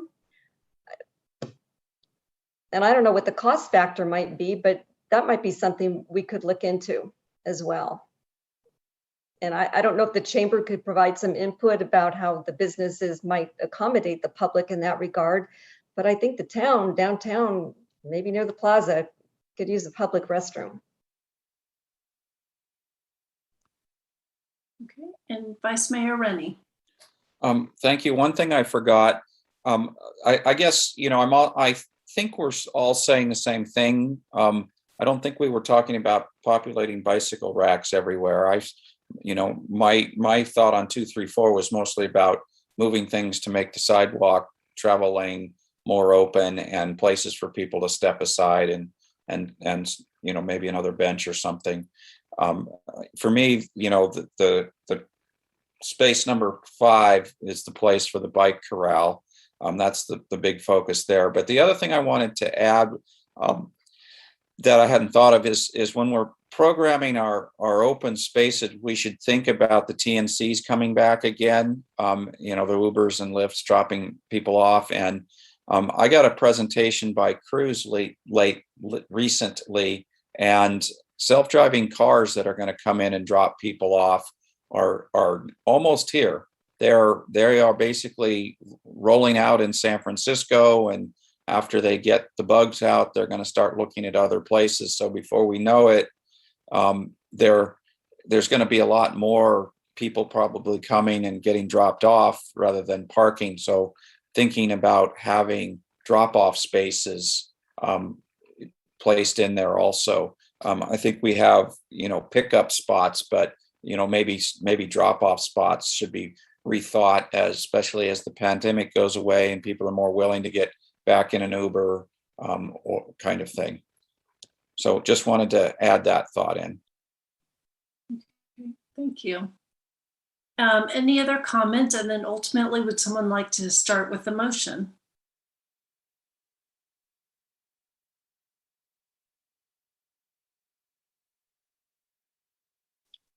Councilmember Badami? I'll knock one of the easy ones off so we can take them one by one. So I move to extend the economic recovery resolution to December 31st of 2022. Thank you. Do I have a second? Councilmember Hudis. I'll second that. Any questions to this motion? Okay, Councilmember Badami? Aye. Councilmember Hudis? Aye. Councilmember Risto? Aye. Vice Mayor? Aye. And I vote aye. And so letter C of the recommendation has been approved. So would anyone like to provide another one? Thank you, Councilmember Badami. You know, I should have added the other one in there because that's an easy one too. So I move to receive the update on the status and progress of the semi-permanent parklet program. Okay, and Councilmember Hughes, would you like to second that again? Aye. Okay, and so any questions on that? Councilmember Badami? Aye. Councilmember Hughes? Aye. Councilmember Risto? Aye. Vice Mayor Rennie? Aye. And I also vote aye. And so specific to direction on the public parklet areas. So, Vice Mayor Rennie? I guess if you want a motion, I will make the motion that, let me get back to my picture here. Sections 2, 3, and 4 are used in ways to widen the sidewalk and the travel lane of the sidewalk and so forth. Section 1 is kept parking, and section 5 is split between parking and a bike corral. And is there a second? Vice Mayor, actually Councilmember Risto. I'll second that motion. Okay, any comments or questions to the motion? Seeing none, Vice Mayor Rennie? Aye. Councilmember Hughes? No. Councilmember Risto? Aye. Councilmember Badami? Aye. And I also vote aye, and this motion passes 4-1 with Councilmember Hughes dissenting. I wonder if I could make a comment. Yes. Please, Mayor. Yeah, I believe that any unused parklets, with the exception of the sidewalk enhancement, I believe in number 5, should be returned to parking so that our retail businesses can return to normal. Thank you for providing that comment. And would anyone like to provide direction on Gray's Lane? I know we've had that discussion. If there's anything, I know people have shared their thoughts on it. It sounds like if there are changes, it will require some cost. And so we would ask staff to bring that. But is there any further direction? Councilmember Risto. Yeah, I think continuing with that, I would just like to see a range of options, some ways that we could, I know the sidewalks end so people can cross the street. I realize that there is a cross slope on Gray's Lane, so maybe a walkway through there is not possible, but I would just like to know kind of what the cost would be to potentially create a walkway up the middle and have the parklets be against the buildings, sort of the way that we envision a whole downtown ultimately what we'd like to be doing with all of Santa Cruz Avenue. Is there some way to approximate that in this location? Thank you. And Vice Mayor Rennie. Thank you. I wanted to go back. So Ms. Wren mentioned something to the effect that they would not get grants for the parklets if they didn't have the same size width parklet. And I heard Councilmember Risto talk about, that shouldn't be the case. I think I can't remember exactly what she said, but I'm also struggling with why they have to fall within a certain design parameter when we actually have a much different space, and we maybe should think about allowing the parklets to fill the street and come together as a possible solution. And I'm struggling with why we force them into that box. I mean, we're giving a certain amount to a grant, and if it gets more expensive, then it just costs the owners more. I'm not seeing why it costs us more. I guess if more design work has to be done, I would say that's on the owners also, but they also could get a larger parklet. It looks like Ms. Wren would like to comment. Yes. Is that okay through the mayor? Yes, please. Okay, thank you. So beyond the grant money for the construction, we have subsidized quite a bit for the parklet. So we have paid for the design work to be done for the pre-design work to be done for the parklet. So they're basically modular. They're these long kind of rectangles. If we wanted to do something different, if it wasn't like connecting two of these rectangles together or something, then we would basically need to go back to the drawing board and have a whole new plan done. So the price that we're telling folks is that we've subsidized it down to $3,900 for them to go through the architecture process. It would be much, much more for these businesses to do that. So the question, I think, for the council, which we can bring back when we look at this, the other ideas is, do we want to pay to have another plan submitted from the architect? Do we want to do the subsidy to that extent? Hero Ranch, for example, has already gone all the way through the process and has a building permit for their parklet. So they have gone through under the parameters that we have put forward to all businesses and worked with the design within those guidelines. So now with this new information that we're looking at maybe a different structure, we can definitely go back and work with them on that. We would just need to understand, do they have a choice? Does the business have a choice to use this subsidized program and do a linear parklet? Or do we just say, no, we want something that's a square and the cost is on you? So I think that would be something that we would be looking for a little bit of clarification on when we come back to you. So I would say, I'm not telling them we want a square. I want to make sure they have the option if they want it. And if, sure, it costs more money, maybe they want to do that. I just want to make sure that they have the options of doing that we haven't told them, no, you can't do that, and didn't really tell them why they couldn't do it. If you said, well, you can do that, but it's going to cost a lot more, then that's fine.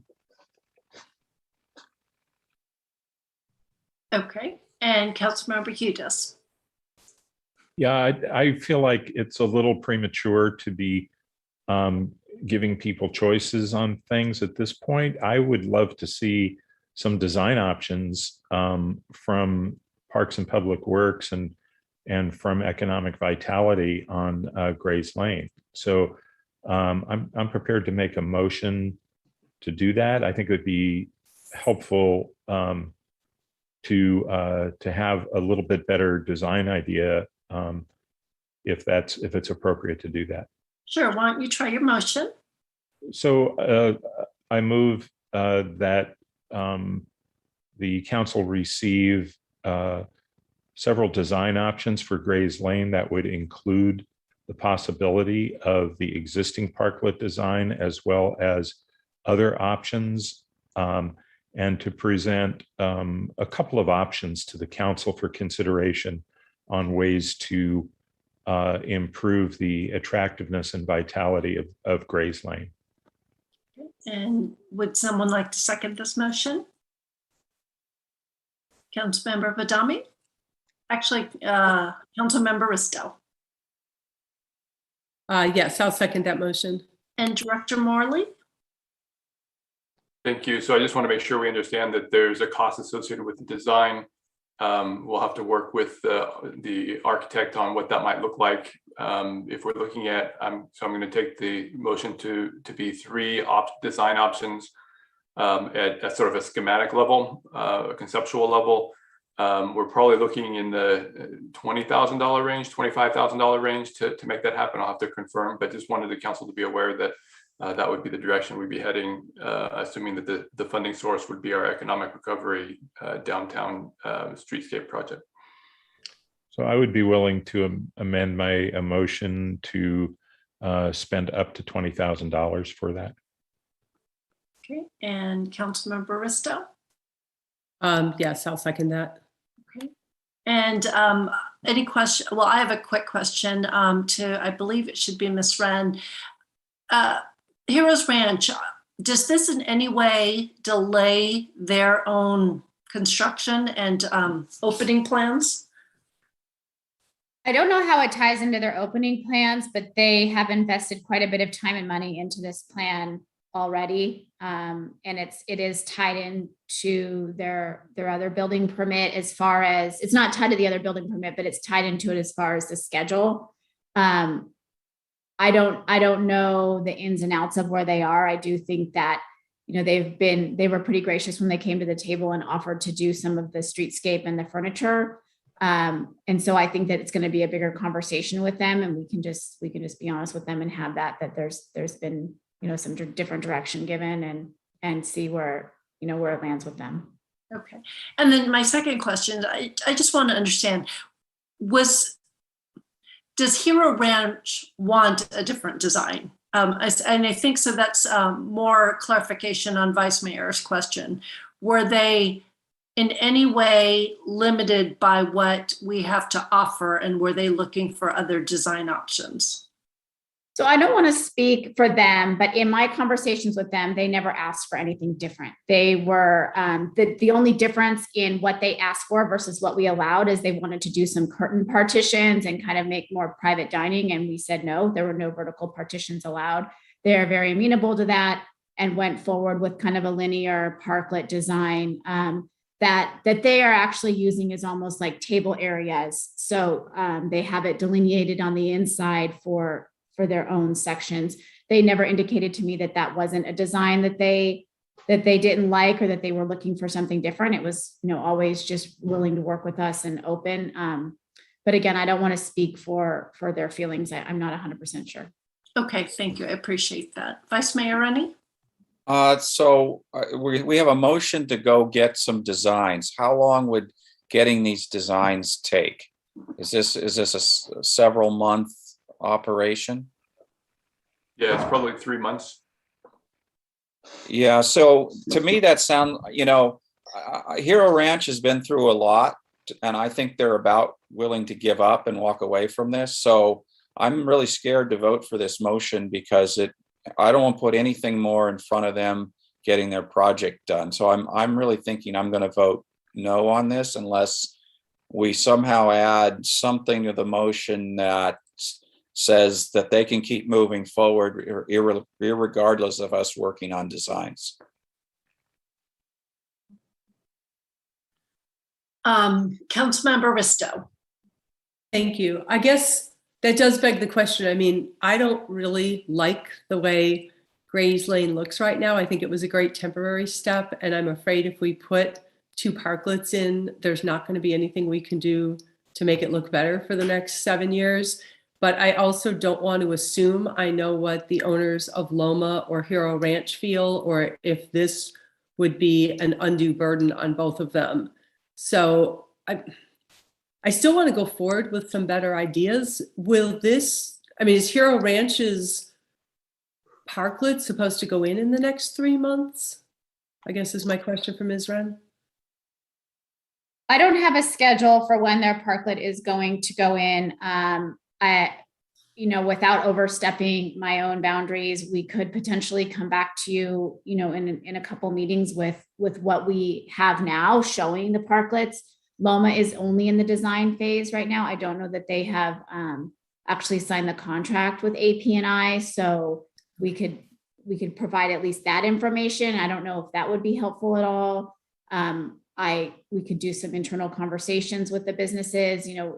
There's other options I think that we could maybe do first, if that would be what, if it would appease the council. I think there might be other things we can do to kind of gain more information. I'm sorry, I wasn't prepared with all of the information from the businesses tonight to provide the answers. No, thank you. Through the mayor. I totally appreciate that. I think as we're striving to make something better, I don't want to put an undue burden on 2 businesses that are moving forward or on our staff.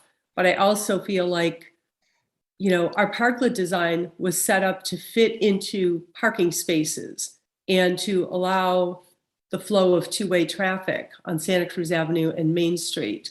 And this is a different location. And I'm just curious, if we stick with the plan that we have that works on a functional street, does that work on, for the next 7 years on what's supposed to be a public park? So I think to the extent what Ms. Wren outlined in terms of checking in with the businesses and, doing some preliminary work, I think that's kind of useful and really important right now. Okay, and Councilmember Hudas. Quick question to staff. What percentage of Gray's Lane space will be consumed by this pending application and potentially Loma's as well? I believe Hero Ranches is the equivalent to like 3.5, 4 spaces, if I remember correctly, maybe 4+. Theirs runs from their door kind of towards the bump out There's a large sitting area, just slightly smaller than what's there now. And then I believe Loma was working with their property owner to understand the size. And I do think that they have chosen to stick with 2 parking spaces. I think the width might be a tad wider than what the ones are on North Santa Cruz, but not by much. But all of that information, I'm so sorry, I don't have exact. Well, what I'm asking is that there's a rectangle there, right? What percentage of that rectangle is consumed by these 2 designs? Approximately 40%. So there's still 60% that isn't designed. So I would. It's designed within the Hero Ranch for programming for seating and trees. That was the element that they brought to the project, as well as redoing the coating, so changing the green coating to a brick stamped coating. So I would just say that I would still like to see a design for that space, particularly since it isn't being entirely consumed with the existing plans for parklets. But I would be prepared to amend the motion to delay it till the next council meeting until we can get some more information back from the 2 businesses that are so invested in making some changes there. Is that possible to do that? So let me make sure I understand. The conversations has evolved quite a bit. And actually we've been talking about Gray's Lane for several months. So I think, if we're talking about the design of the remainder of the street outside of the Hero Ranch parklet, that's kind of a separate design question. I think the second part of it is what's going to happen with Loma's parklet. And as many of you know, there's a transformer in that area. So there are unique constraints there. Plus, as Director Morley said, we're trying to solve for ADA and prior council direction to maintain public access up through the center of the street. So I just want to make sure that since so much has already been invested in this, that as we go back and talk with the businesses, that we have clarity that if I'm understanding it, that the council's really interested in what's the big picture for the remainder of Gray's Lane. How do the parklets as approved, fit into that?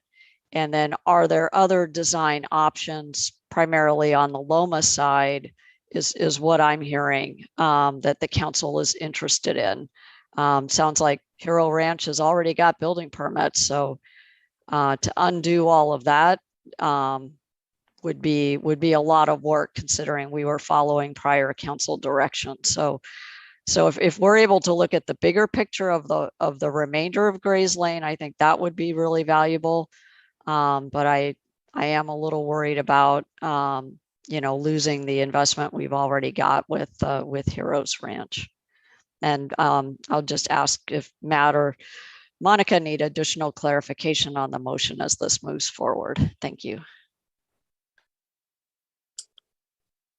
I think that clarification from the manager was very helpful. And then I do have clarification on the prior motion before we close out this item, if you have time to go back to it, Mayor.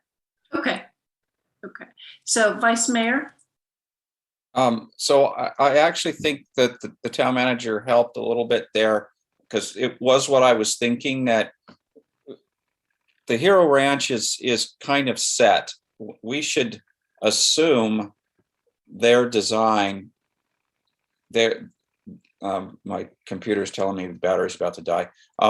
I think we should assume the Hero Ranch parklet and be more flexible that the Loma parklet's not in yet. What other, if we want to explore this, what are the options? But set the Hero Ranch parklet as kind of fixed, and then go from there, so that we don't, completely torpedo their ability to get their business open. Yeah, and if I could, if we could just clarify we've gotten lots of clarification, but if we could clarify from the maker of the motion and seconder, if the motion as originally stated, if it delineates between what Hero Ranch has already submitted and has building permits for, or if it encompasses the entire Grays Lane Park.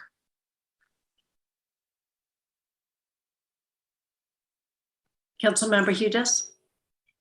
Yeah, so I would amend the motion to exclude from the design any areas that have already had permits drawn Okay.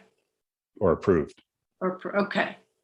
And so for Monica, for Manager Wren and Director Morley, does that help clarify any lingering questions on what would, should this motion get approved, what remains to be done? I think if I can help with the direction, so we'll go back first step and we'll talk with Hero Ranch and with Loma, if that's okay with the council, and make sure that we're not going down a path that where they're going to be severely disappointed because they've got so much invested in what they've already got on the plans, and we'll tie that to the motion, which is associating it with the building permits. And then we'll, assuming that we're good there, we'll move forward with some conceptual designs for the council consideration. If there's some reason to bring it back, then we'll bring it back in short order for further discussion, so you can provide additional direction to us. Okay. Thank you. The third motion, is that sufficient? Yes. And seconder? Yes. Okay. Any other questions to the motion? Okay, I'll call the question. Councilmember Hudas? Aye. Councilmember Badami? Aye. Councilmember Risto? Aye. Vice Mayor Rennie? Aye. And I'm actually going to vote no, just because I'm not quite sure exactly what, how this will in any way delay the two businesses and their immediate plans. So it passes 4-1.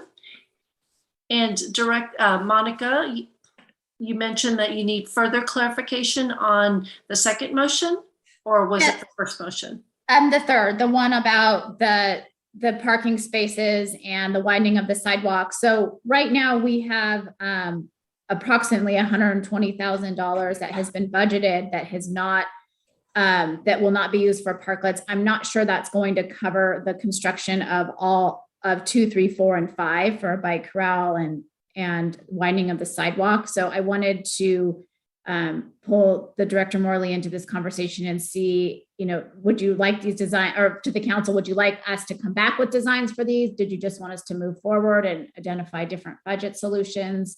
I just want to clarify, I guess, where we're going to budget for these. Okay, good question. And I guess my clarification is, does that have to be, is that part of the budget process, or were you hoping to begin work on this before even the budget cycle begins? I guess that we could, if we wanted to prioritize those, we could use the money that's left over in the parklet funds. We could wait till the end when all the parklets are built out and look at those. I just was looking for a little more, I guess I wanted to understand what the expectation of the council was with that motion. Is it that we move forward at this time with programming those spaces, or are you looking for some more feedback on what the design would be, et cetera? Okay, thank you. And I believe, Vice Mayor, that was your motion. And so would you like to provide more clarification?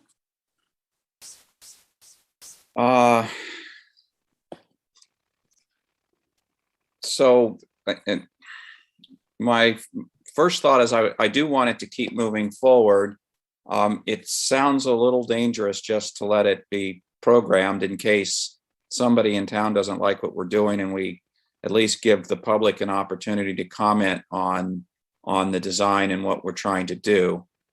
So I'd like to see, you could use the money that we know is left over to move forward on designing, but it seems like it should come back for an opportunity for the public to weigh in at a council meeting, basically. Okay. And then Director Morley?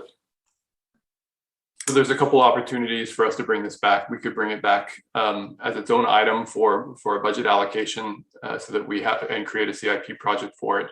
We can bring it back through the mid-year process for funding at that point.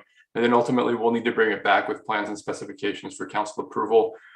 So that's sort of post outreach. So we'll have to do some outreach along the way to the businesses to make sure that we're on the right track. But those would be the sort of the big stopping points. And then of course there's always the annual budget process. From my perspective, there's not a big hurry. It's not adjacent to any other parklet construction really. So the spaces we're talking about. So there's no urgency from that perspective, other than, you know, we've got K-rail out there in one situation where we might want to program that and get the K-rail out of there. And then from a resource perspective, doing the design will be outsourced and we have that in place, but doing the construction project management is a little bit difficult for me right now. So there may be, you know, some benefit to a little bit of a delay from that perspective. Okay. Vice Mayor? So do you need a motion then in there? You know, it seems like the motion, no, I think the town manager's shaking her head no. If I made any motion, it would be move ahead with, you know, a preliminary design with, you know, excess funds and then bring it back for, you know, full design and CIP budgeting at a future opportunity. Yeah, and we're really just talking about those 5 leftover spaces that Economic Vitality Manager Wren identified earlier. And quite honestly, I wasn't thinking this was going to be a big CIP project. I was thinking this was going to be a very modest, maybe find some interesting bike racks, do what's going to be needed. You know, sidewalk extensions is a whole other issue. So that's going to take a little bit of work in terms of how we do that. But I think we are going to need to come back just to make sure we all have similar expectations of what level of investment we're going to be doing for these leftover spaces. So I think we absolutely need to come back because I think when one person says sidewalk extensions, that sounds like we're building sidewalks. For others of us, it sounds like we're moving benches and trash cans to make a path for travel, but not necessarily physically extending sidewalks. So I think we are going to need to come back with what those ideas are going to look like, and then some price tags. And I'll let Director Morley elaborate. Thank you. I think those are valid points that we'll need to consider accessibility again in all situations. So there'll be essentially a parklet built in each of these spots. Parklet costs are coming in very high at this point. So, you know, they're small parklets, but because they're all separate, we're not going to get a sort of a great economy of scale on them. So we're looking in for spaces 2, 3. I think it was 4. 2, 3, 4, and 5. We're looking, you know, near $100,000 or more in construction to make all of those happen. So it is an actual CIP project to put this all together. So I let me ask a question in here then, if I could, Mayor. Mhm.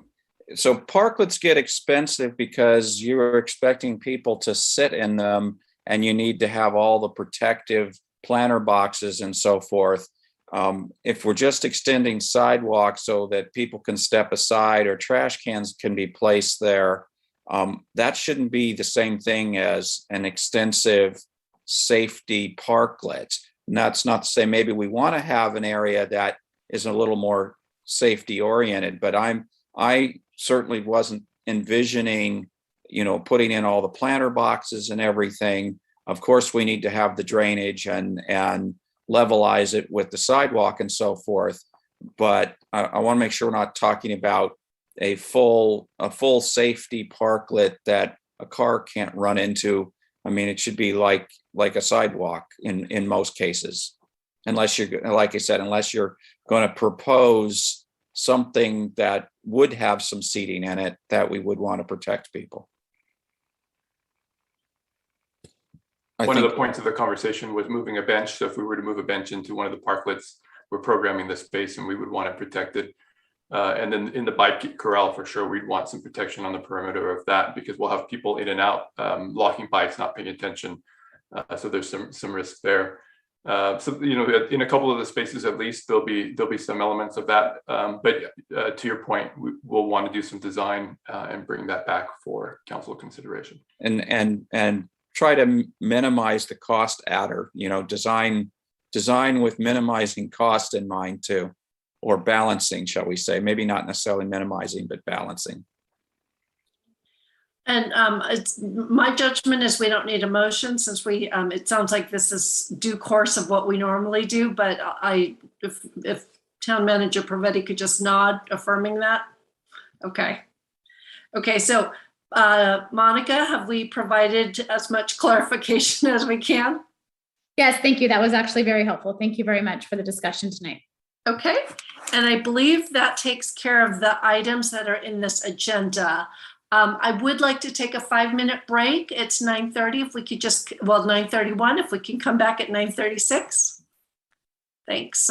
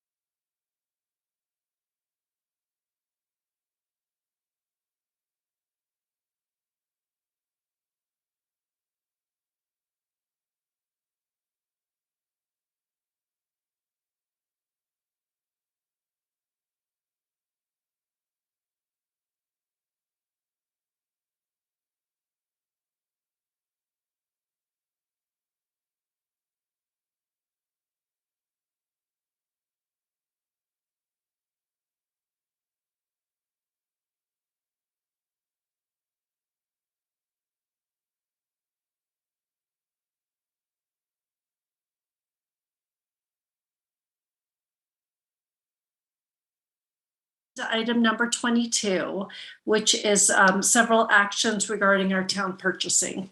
And so if we could have a staff report. Yes, thank you, Mayor. Good evening, Mayor and Town Council. Holly Zapala, Management Analyst. The item before you is an update to town purchasing guidelines. This includes an update to the town purchasing policy, an introduction of an ordinance amending Chapter 2 of the Town Code regarding purchasing, and a resolution in the matter of uniform public construction cost accounting procedures. The current purchasing policy went into effect 13 years ago, and updating it was on the Council Policy Committee's work plan for this year.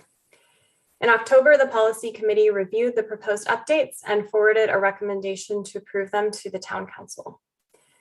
As part of the update process, staff looked at purchasing policies from Campbell, Gilroy, Morgan Hill, Saratoga, and Sunnyvale. For comparison, staff put together the table on page 2 of the staff report that shows how the current and proposed Los Gatos dollar thresholds compare to those cities in reference to the amounts that trigger requirements for purchase orders, quotes, formal bidding procedures, and council approval. The major proposed changes to the policy update these dollar thresholds, align the policy more closely with town practices, and memorialize the request for proposal or RFP process. The updates also bring the town into compliance with evolving regulations, such as Senate Bill 1383 in regards to procuring recycled products and materials. The updates incorporate best practices addressing equity in purchasing and also healthy food and beverage guidelines.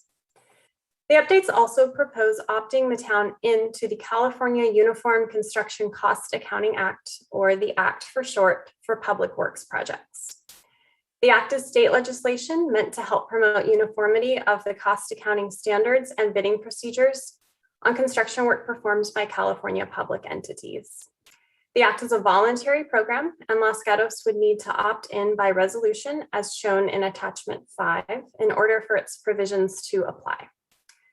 Chapter 2 of the Town Code regarding purchasing should be updated at the same time as the purchasing policy in order to ensure consistency between the policy and the code. And that's shown in the proposed ordinance in attachment 4. Further details are included in the report, and town staff is here to answer any questions. Thank you. Thank you very much. Are there any questions of staff? Councilmember Hughes? A question about the purchasing authority that's in the table. Is this the right time to ask that question?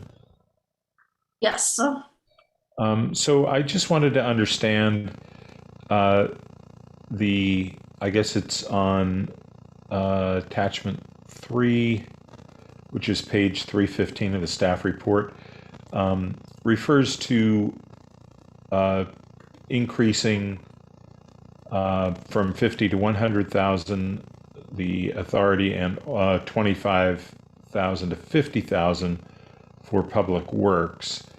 And so I'm curious to understand the magnitude impact of this, and how much, how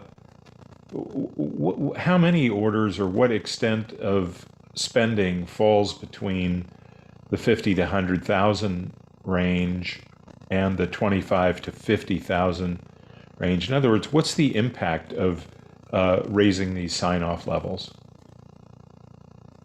Thank you. I know our finance department analyzed those numbers, so I will let our finance and budget manager respond to that one. Good evening, Gita Ongwari, Finance and Budget Manager. As Holly mentioned, we did a quick analysis based on 2019, the last 3 fiscal years, how many purchase orders we had and what was the total value of those purchase orders.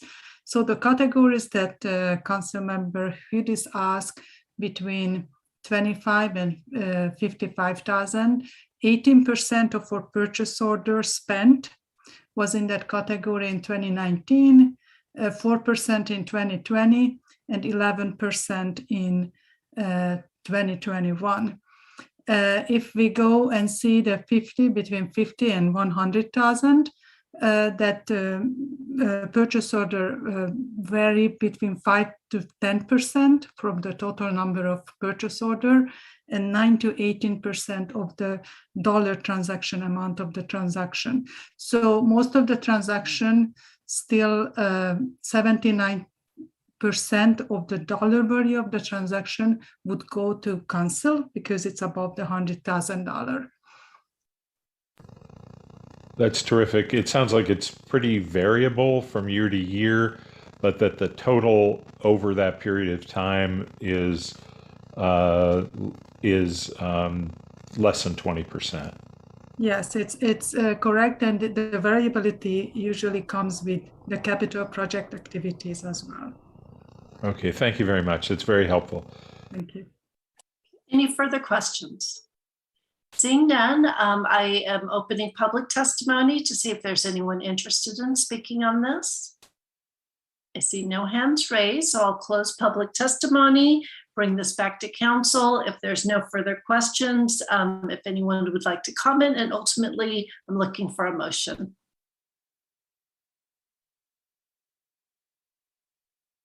Councilmember Badami, thank you. I'll go ahead with motions. I move to approve the recommendation of the Council Policy Committee to approve the proposed updates to the town purchasing policy.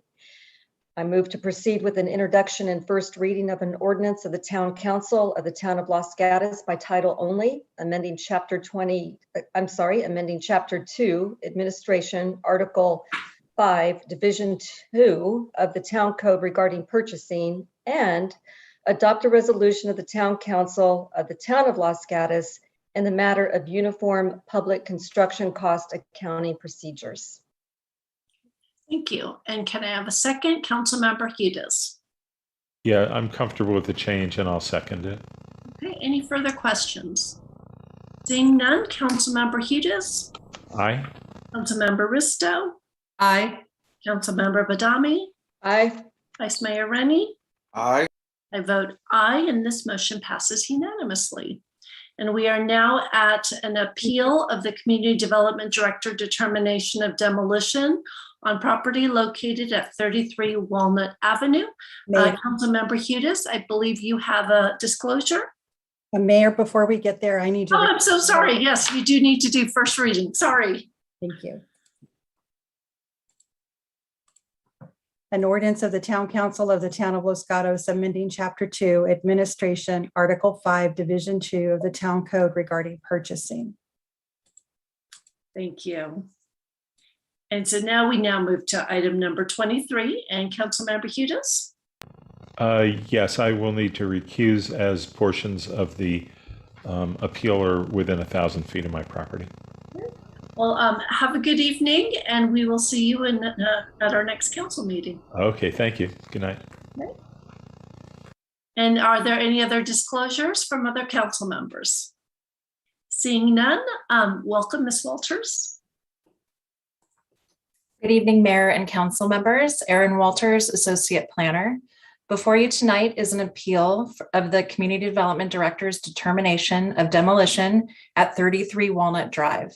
On April 21st, a building permit was issued for the interior and exterior modifications to the pre-1941 structure as approved by the Historic Preservation Committee.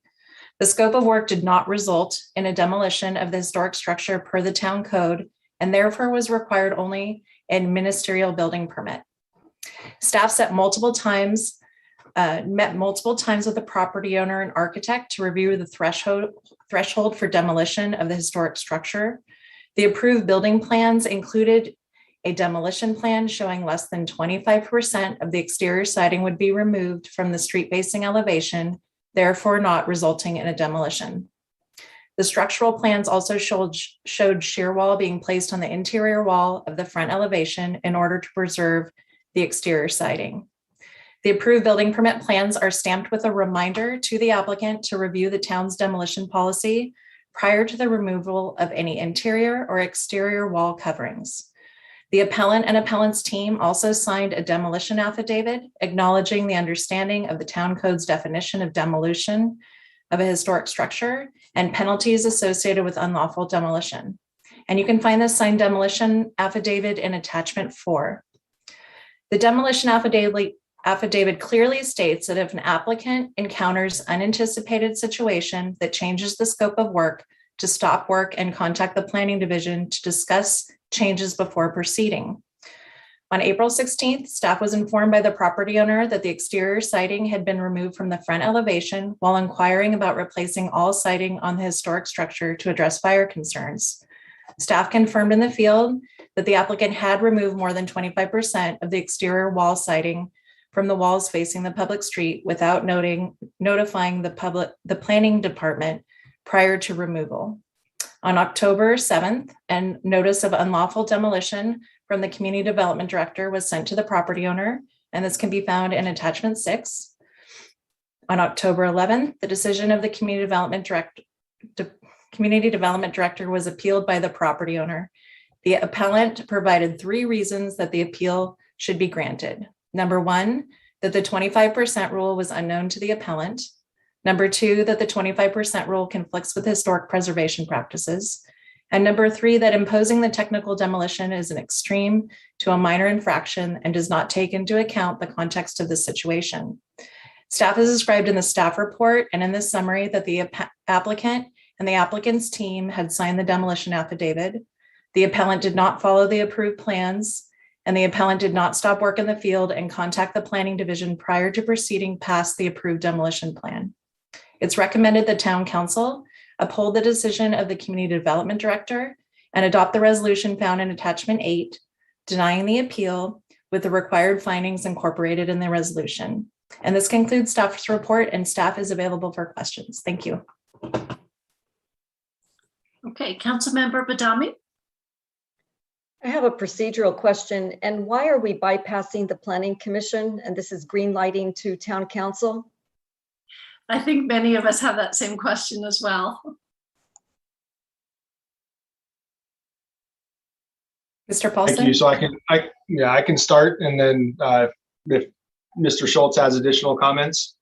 Given the reasoning, the basis for the appellant's appeal, he's questioning town code, and there isn't a technical decision or discrepancy from our ordinance. And so in consultation with the town attorney, ultimately, if this went to the planning commission, we would have informed them that there really was not a whole lot of leeway from their perspective.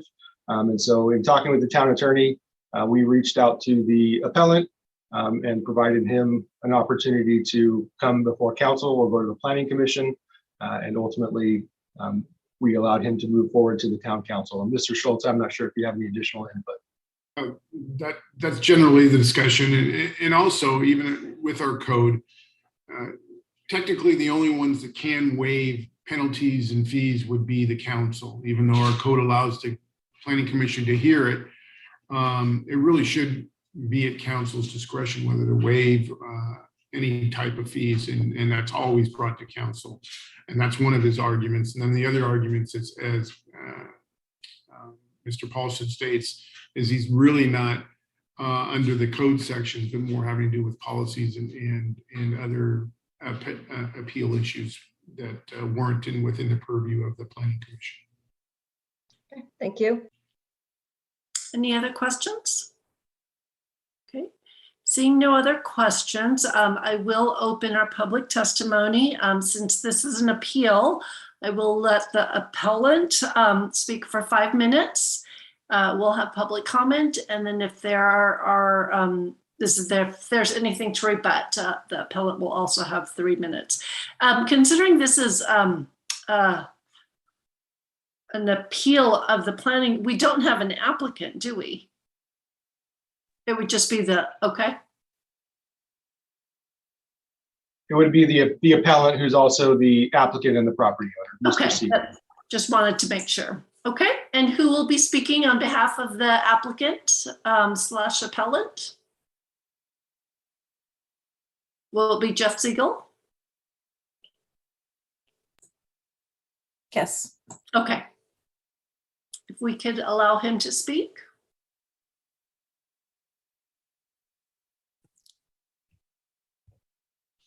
Great. And I think there is a PowerPoint deck. Let's bring that up before we start the clock, please. All right.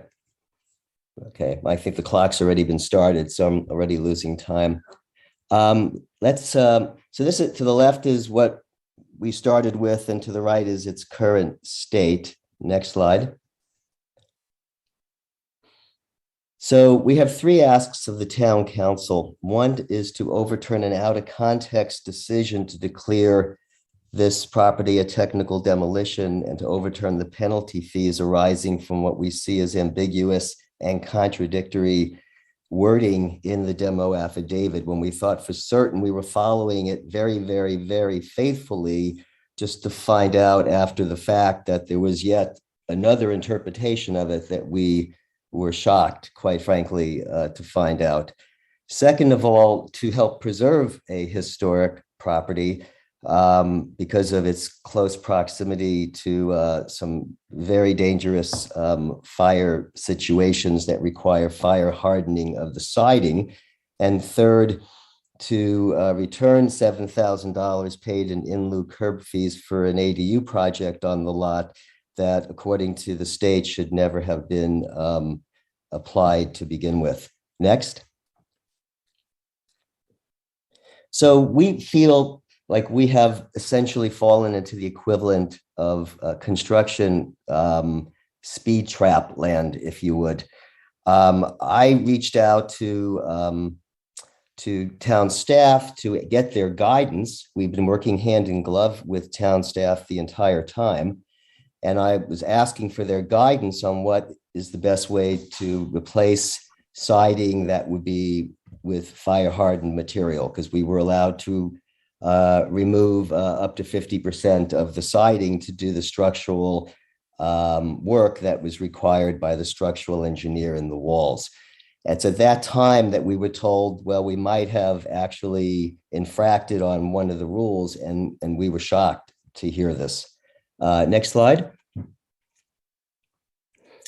This shows the close proximity of the house, a historic house, to the property line, inches away from the neighboring property. And what you see there is Italian cypress trees, a whole row of them that are practically touching the house. And per CAL FIRE, these particular types of vegetation is public enemy number one. You can't have a more flammable vegetation threat to your house than this specific type of vegetation. So we were very concerned about how we can preserve the house from grave fire risks when we're in the wildland urban interface. Hence the reason for initiating the phone call, which essentially was my self-reporting the situation that we had. We didn't get busted.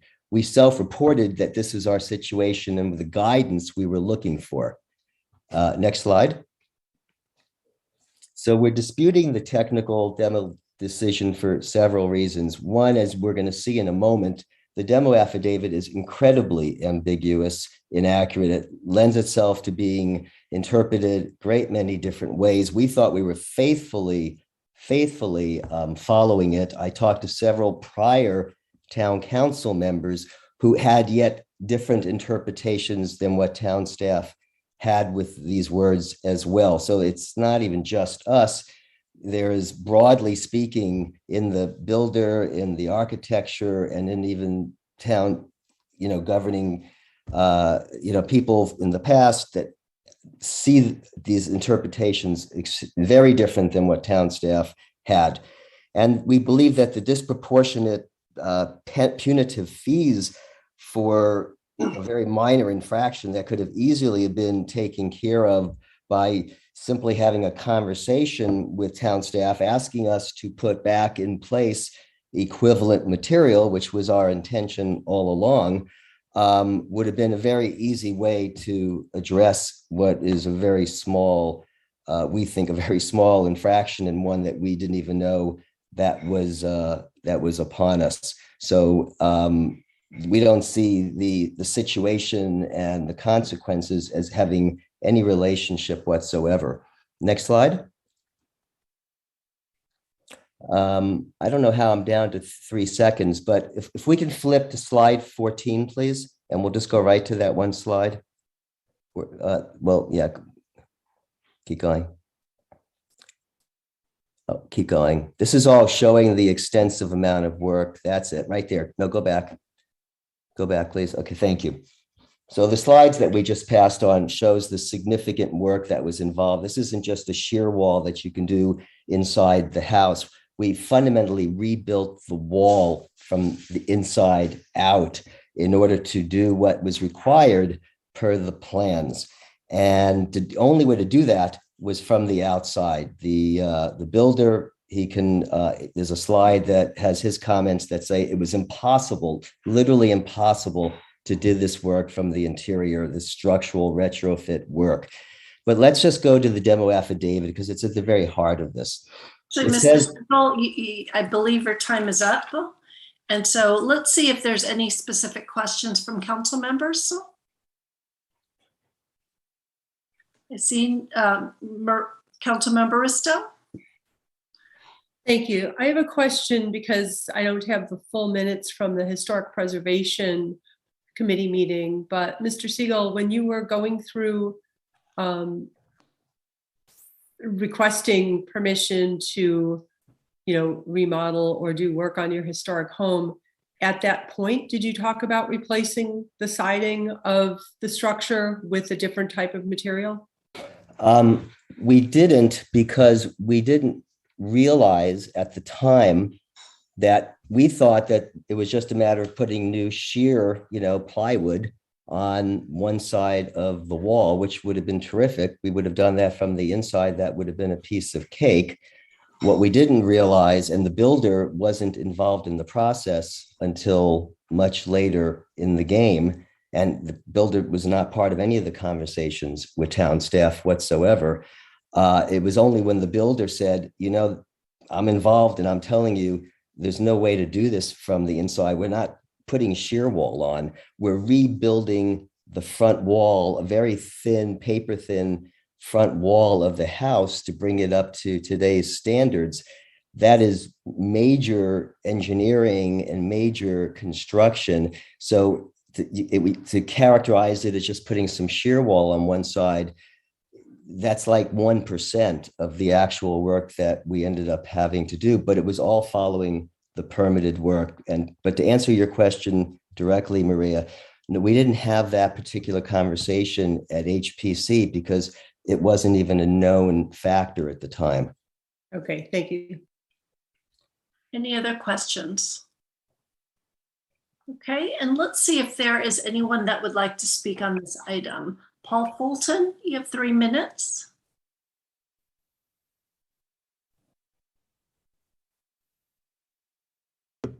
There we go. Thank you, Mayor, and thank you, Council. My name is Paul Fulton. I'm a longtime Los Gatos resident.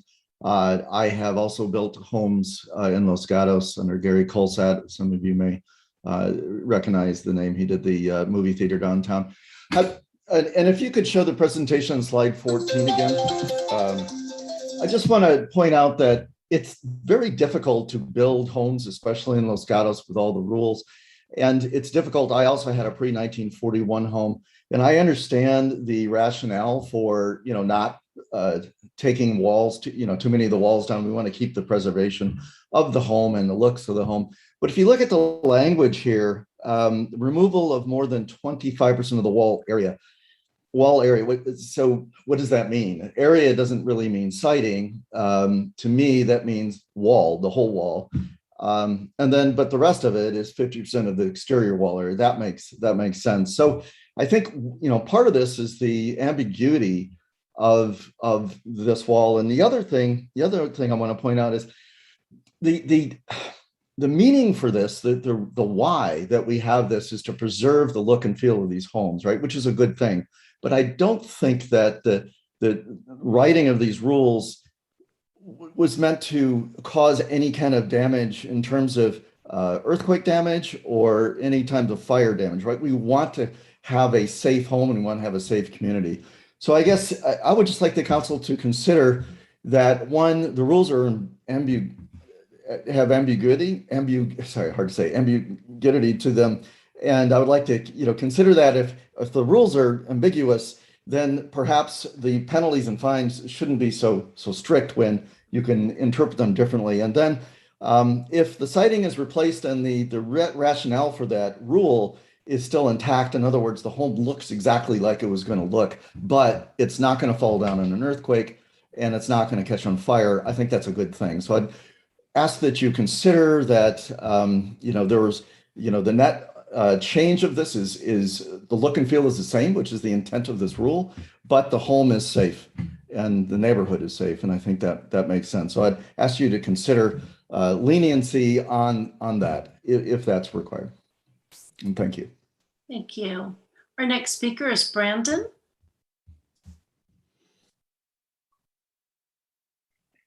Sorry. Hello. Hello. Hi there. Yes, my name is Brandon Whitaker. I'm with the RW Construction. I'm the builder on this project. I've been building here in Los Gatos for a long time. I'm native to Los Gatos as well. So I want to reiterate that I really appreciate what the council and the town tries to do with keeping the historical preservation of the town. That being said, once we started demo on this project and removal of the existing front porch, we realized that there was a vast majority of dry rot and water damage due to the existing siding condition not being properly waterproofed and flashed, as well as with the wall and the existing floor sitting on a 3-foot pony wall, where it was literally impossible for us to do our retrofit shear wall work from the inside without basically tearing out the majority of the front room of the floor, as well as all the joists, as well as all the trim, as well as the ceiling to take the shear to go all the way up. So I'm just kind of elaborating on what Jeff was mentioning earlier about why I determined it was impossible to do that. It was always our intent to replace it in kind to match exactly what was there, but obviously with a better product with, have it being properly waterproof, properly flashed. It was going to look exactly the way it was, but it was just going to be a better product, right? So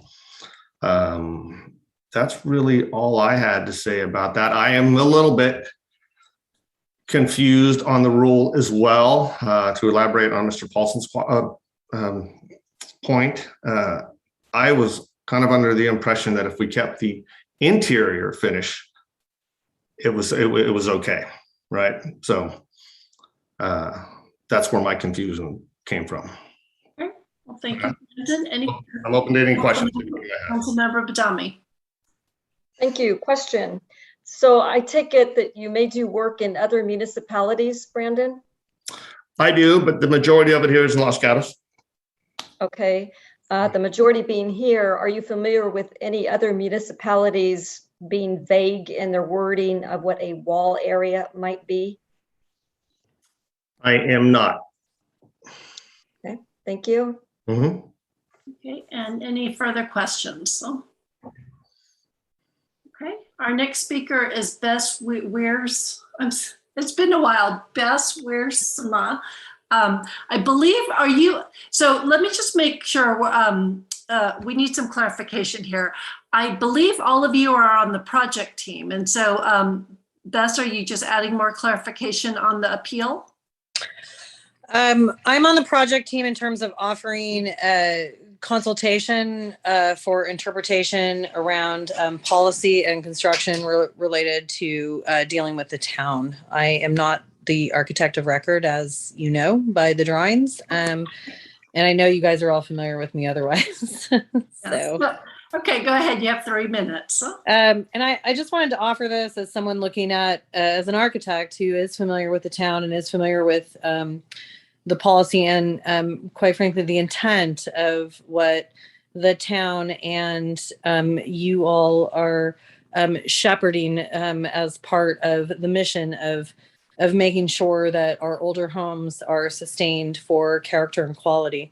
I think there is an issue, quite frankly, as an architect and a professional that often acts as someone who is an intermediary or navigator between town and builder and owner and members like you, whether it's commissioners or council members, there is definitely an issue in terms of constructive communication, valid interpretation of rules, whether historical or non, documentation of said rules on a set of drawings that someone like a builder might follow versus someone, a planner or an interpreter of those plans might decide to deem and permit, especially since the tech demo rules have changed. I think there's a little bit of an issue in terms of understanding locally, natively what a tech demo actually is, and how one incurs that. As you know, we've had a recent change in that interpretation, which I think is all for the good,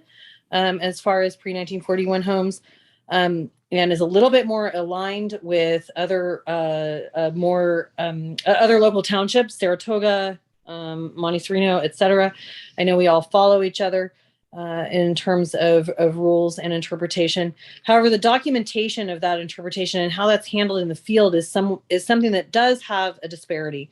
And I do think it's important for you as council members to understand that there is a big difference between how something is documented for a planner to interpret versus how something is actually built in reality, and how a homeowner might communicate that to their builder, and how a builder might interpret that off a set of plans. A builder is definitely someone who looks at a structural drawing, and while I think the town is very good at making sure that, for instance, shear walls are stepped to the inside on a historical home, like the documents that were part of this project are, they are not in touch with the reality of construction management in the process of actually building a home. Nor does the town have a platform to handle issues that come up in a constructive and a quick manner. And we live in a time where time is money. And I think it's very important to understand that the process becomes very convoluted in terms of reality for making sure. And what needs to be looked at is intent. And I think the intent here was always right, but perhaps things got lost in the process, whether that's COVID related and town closure related, whether that's the process is antiquated with respect to its rules, but there is a definite issue in terms of marrying real life with reality. And let's see if there are any questions. Okay, so no other questions. Is there anyone else that would like to speak on this matter? Annette Seaborn?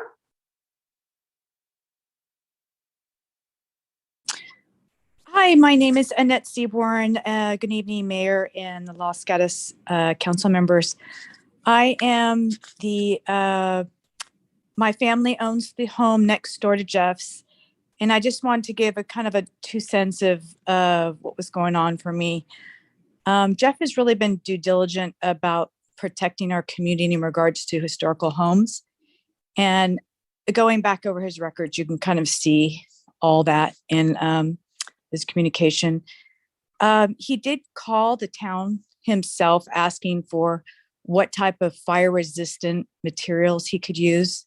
That's kind of, for me, it was kind of explaining the whole story that he really wanted to protect the homes that he found or that he had. He wanted to protect a home that is historic. And that's really the bottom line here.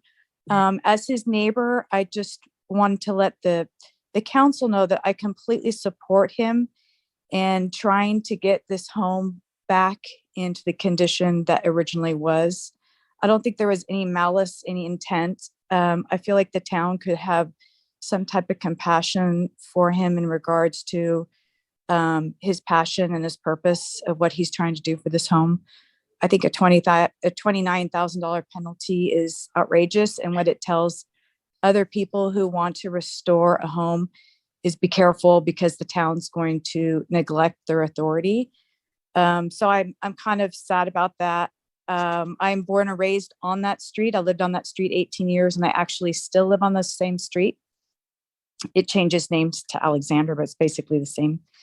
And I live on Alexander Avenue. So I wanted to applaud applaud Jeff for all his due diligence to protect and improve our historical homes. As again, Jeff was self-reported. He wasn't trying to get away with anything. And again, when he was calling, it was about fire resistant materials. I think it's awesome that we can actually have those options to have fire resistant materials to protect historical homes that could one day burn down because of the fire issues in California. Anyhow, that's all I have to say. If there's any questions, I can hear them now. Questions, council members? Okay, seeing none.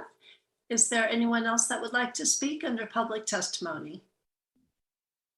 Okay, I don't see any others. So Jeff Siegel, you have 3 minutes to close and rebut. Great. Let's bring the slides up this time before the clock starts, please. Okay, I wanted to stay on this slide because this is so important. It's so clear, the 50% rule, which we were adhering to with such, meticulousness. It says very clearly, exterior wall area. Don't remove more than 50% of exterior wall area. We were methodical to make sure we stayed within all of those rules. But if you'll notice on the 25% rule, it's not clear. It doesn't say exterior like the 50% rule does. It doesn't say siding. It just says 25% of the wall that happens to be the wall facing the public street. Further, it contradicts itself. Look at the clarifying definition behind it. This is right out of the demo affidavit. When a section of an exterior wall has both the interior and exterior wall covering removed, then this section of wall is considered demolished. We were sticking so closely to this. We thought we were following the rules to a T, hence why Joel didn't mention anything, while the building inspector didn't mention anything when it was all to see.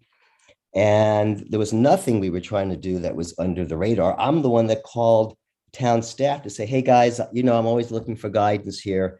What's the right thing to do here in terms of the right type of materials to use? I want to make sure we're really adhering to all that.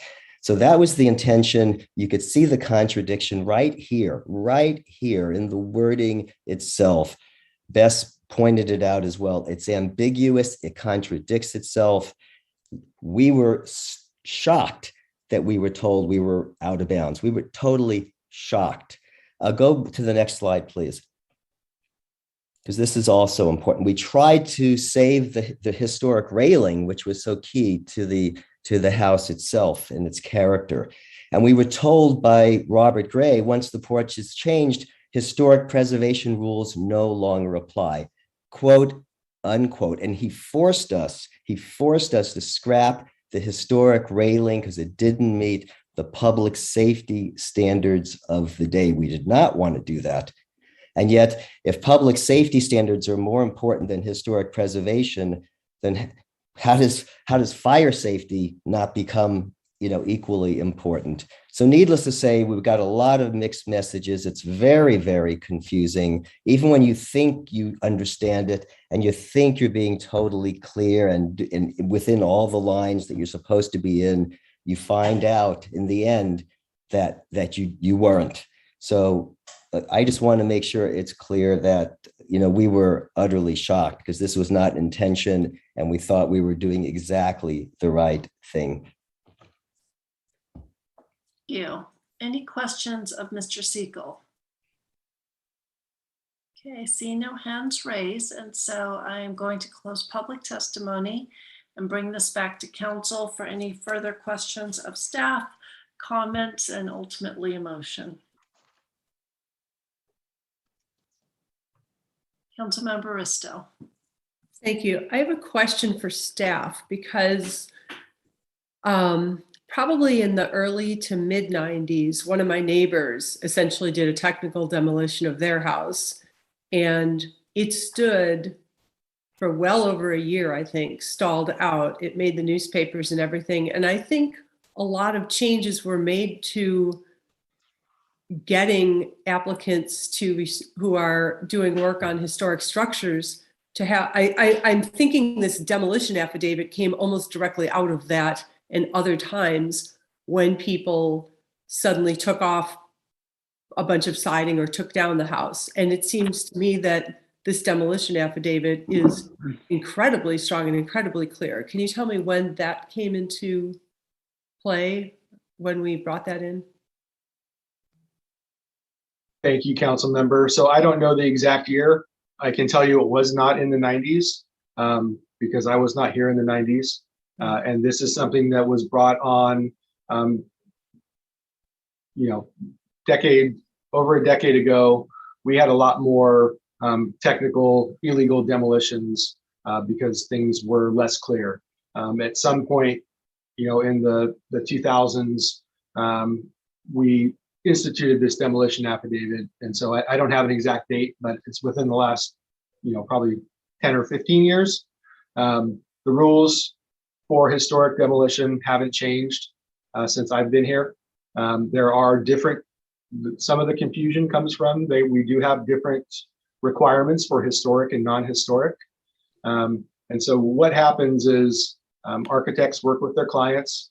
If they're familiar with the town's rules, they will look to provide plans that don't require them to go through the architecture and site process for a technical demolition. And so they can go straight to building permit. And Ms. Walters can add any additional, and that's so a lot of comments were brought up about, it's not, can't build it this way. Well, this is the way the architect and structural engineer drew it so that they could maintain the exterior siding. The second catch is once they removed, and I believe it was the contractor, they found a bunch of dry rot and didn't have waterproofing. Once they found that situation, that's why we have the demolition affidavit and the comments in there to contact planning staff if you have to make modifications, because then we can come out and look. And if it is something that the building official can determine, yes, this absolutely has to be replaced, then they replace it in kind and they can continue on with their building permit. If they want to change the materials to something that's not in kind, which I believe Mr. Siegel was mentioning regarding fire safety, then we would just take that component to the Historic Preservation Committee, say, here's what they're proposing to replace it with, and then get their sign off. So a lot of times it comes down to a process issue. Fortunately, we have a lot fewer of these than we did in the past. The word is out there. And so a lot of times we do get calls when folks run into these types of situations, and then the building official will go out, take a look and say, yes, this absolutely has to be replaced, whether it's historic or non-historic. But ultimately for the historic, if he says it has to be replaced, then they can replace it in kind and stay at a building permit. Here we have a situation where they went beyond their building permit. And I appreciate Mr. Siegel, coming to the town and letting us know.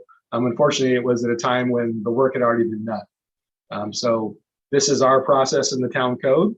We can always look at opportunities to change the town code, whether it's from a demolition perspective or otherwise. But ultimately, to make a long answer to your short question, I don't have an exact date. I can take a look. Okay, thank you. I know it wasn't in place when I did my home in 1992, 93. And I was scared to death of doing anything to my house at that point. Councilmember Badami. Thank you. Would staff agree that in a WUI area that replacing it with something better that might save lives and property, as in a fire hardened siding material, be a better choice than the like kind? And had it gone back to HPC, and I served on HPC, I think a couple of years, we would approve, hearing rationale, we would make exceptions for that type of thing anyway. It just makes good, prudent, diligent sense, especially in this area. Yes, thank you for the question. Definitely, we have other applicants who have gone forward and asked for the same type of request, and they just go through the Historic Preservation Committee process, and then that decision can be made and the revisions can be made within the building permits. Unfortunately, with this project, that had not been requested through Historic Preservation yet. Councilmember Rista.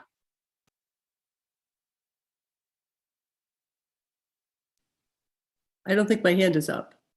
Oh, it is. Sorry. I never took it down. Oh, no worries. Okay. Any other questions? Any comments? And ultimately, would someone like to start a motion? Councilmember Risto. I have a comment. I mean, I am sympathetic to, as we look at historic preservation, should we be evolving what materials we're looking at? But I think those are questions that need to be asked separately from this hearing. And, maybe it's unfair, but I have experience because my husband and I added a second floor to an 1887 home in 1992 and 93. And at that point, we absolutely knew we couldn't touch the siding. We knew we had to do shear wall to not only improve, the stability of our first floor, but connect it to the second floor. And, our architect and our contractor were quite familiar with what happened in Los Gatos, and we had to do everything by the book. And we were very careful, knowing when we bought a historic home that there were extra sets of rules that were going to apply to us. So, I mean, I just feel like I'm just having a hard time looking at this demolition affidavit, which doesn't seem ambiguous to me, and which has so many words about if you run into an issue, if you need to change something, if you need to do something, to call the building department. I don't know how to make it much clearer. And if that's a policy issue that we need to address, we need to do that. But right now, I'm not saying that this project intentionally went off the rails, but I know that a lot of the fines and the punishments we had was because in the past, people weren't careful enough, or they had the attitude of, I'll ask for forgiveness rather than permission. And that was part of nothing that I was part of, but our historic preservation and our planning commission and our town wanted. And if we want to have a discussion about whether you should no longer have a wood-sided Victorian, it should be made out of another material, that's a separate discussion from this. So I'm having a hard time finding grounds to grant the appeal right now. Councilmember Badami. Well, Mr. Siegel did call the building department, and he does know to come before the HPC. He's done that in the past. So I would like to think that with his history of going before the HPC, that if it would have been an issue of going back and doing that, that it would be approved. I'm listening to the public testimony of building professionals. And to me, this is a policy issue for town council to settle. And to me, the intent was there to follow the rules. And I actually agree with the ambiguity and interpretation of the rules. So I would be inclined to adopt a resolution to grant the appeal. I don't know if I'll have support on that, but I'll look for some. Is that a motion? That's a motion. So I move to adopt a resolution to grant the appeal and determine that no demolition violation occurred. Attachment 9 with the required findings incorporated in the resolution. Okay, and then Vice Mayor, is that a second, or are you providing comments?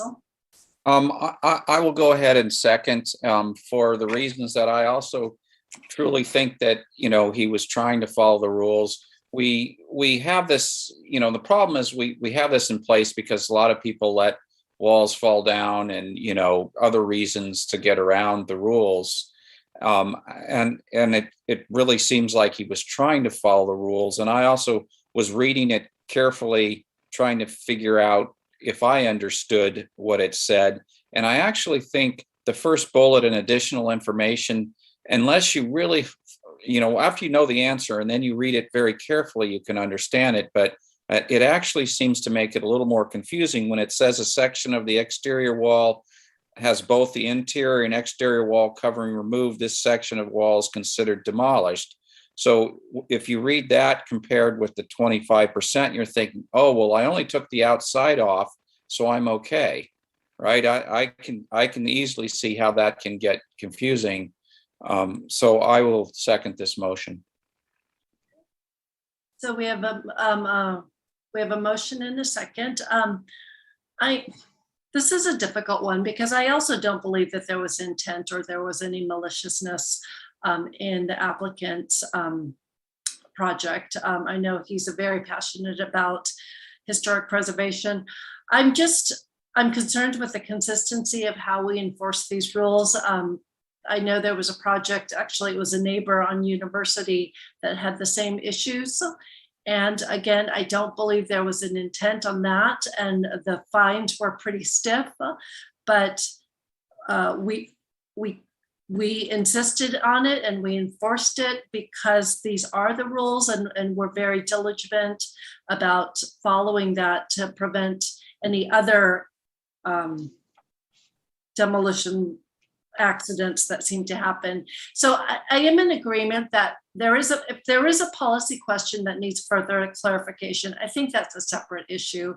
But in terms of this actual application and its enforcement, I will not support the motion and do feel that that's a separate issue. So any further questions or comments? And yes, Councilmember Risto. Yeah, I guess my comment would be, we have the architect and the engineer and the builder and the owner sign and say they've read and understand all the information. So I don't know how we can ensure that someone understands something, and maybe we're going to have to circle back and make these documents even stronger. But at this point, I'm just not seeing, based on precedent, based on other situations where we've had something similar happen, I can't judge intent, but I can judge the outcome. And I can look at the evidence of, how hard our process tries to clarify what a technical demolition is. Okay, well, let's call the question if there's no further comments. Councilmember Risto? No. Vice Mayor Rennie? Aye. And Councilmember Badami? Aye. And I vote no, and so the motion does not pass. And we're at a 2-2. Vice Mayor Rennie? Yeah, so let me make a second motion. So you mentioned the one on University, but we also, when we took that review, we also looked at one on Masal, and somehow we decided the one on University, they were more incompetent somehow, and the one on Masal, we ended up giving them back half of what they were charged. So let me see if we can come up with a compromise and say, instead of returning the full amount, that we return half the amount, or if it hasn't been paid yet, that we only do half of the amount. So my motion would be penalties at half of the amount.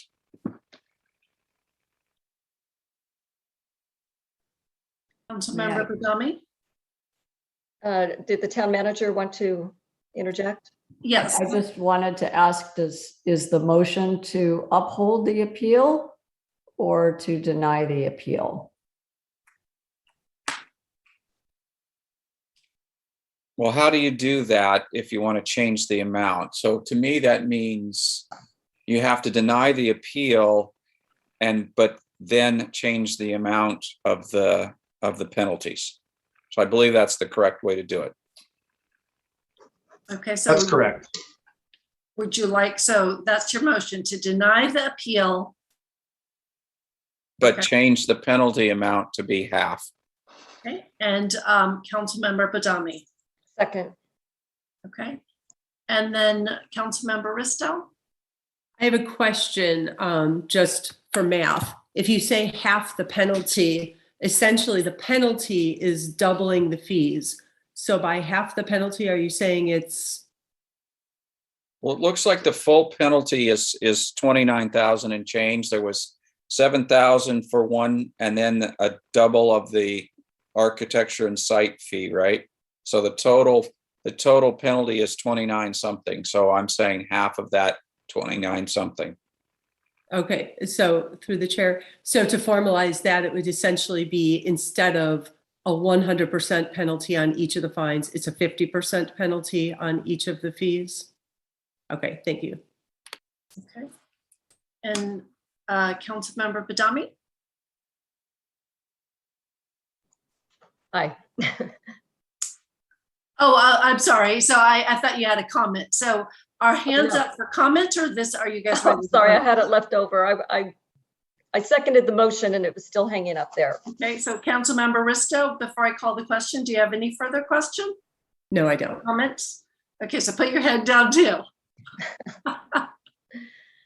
Okay, so the question is, we are denying the appeal, the motion's denying the appeal, and the penalty would be at half. And so I'm calling the question, Councilmember Risto, Aye. Councilmember Badami, Aye. Vice Mayor Rennie, Aye. and I'm actually going to vote no. I do believe, again, I feel uncomfortable changing the rules midway. And so the motion passes with 3-1 with Mayor Sire dissenting. And we are now at the end of our, well, first of all, there are no appeal rights. And so there's any other information that Director Paulson you will need? No, thank you. Okay, well, that concludes all of our hearings. Thank you very much. Have a wonderful Thanksgiving, everyone.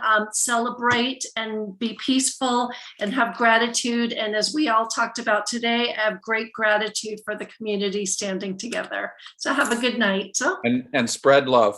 And spread love.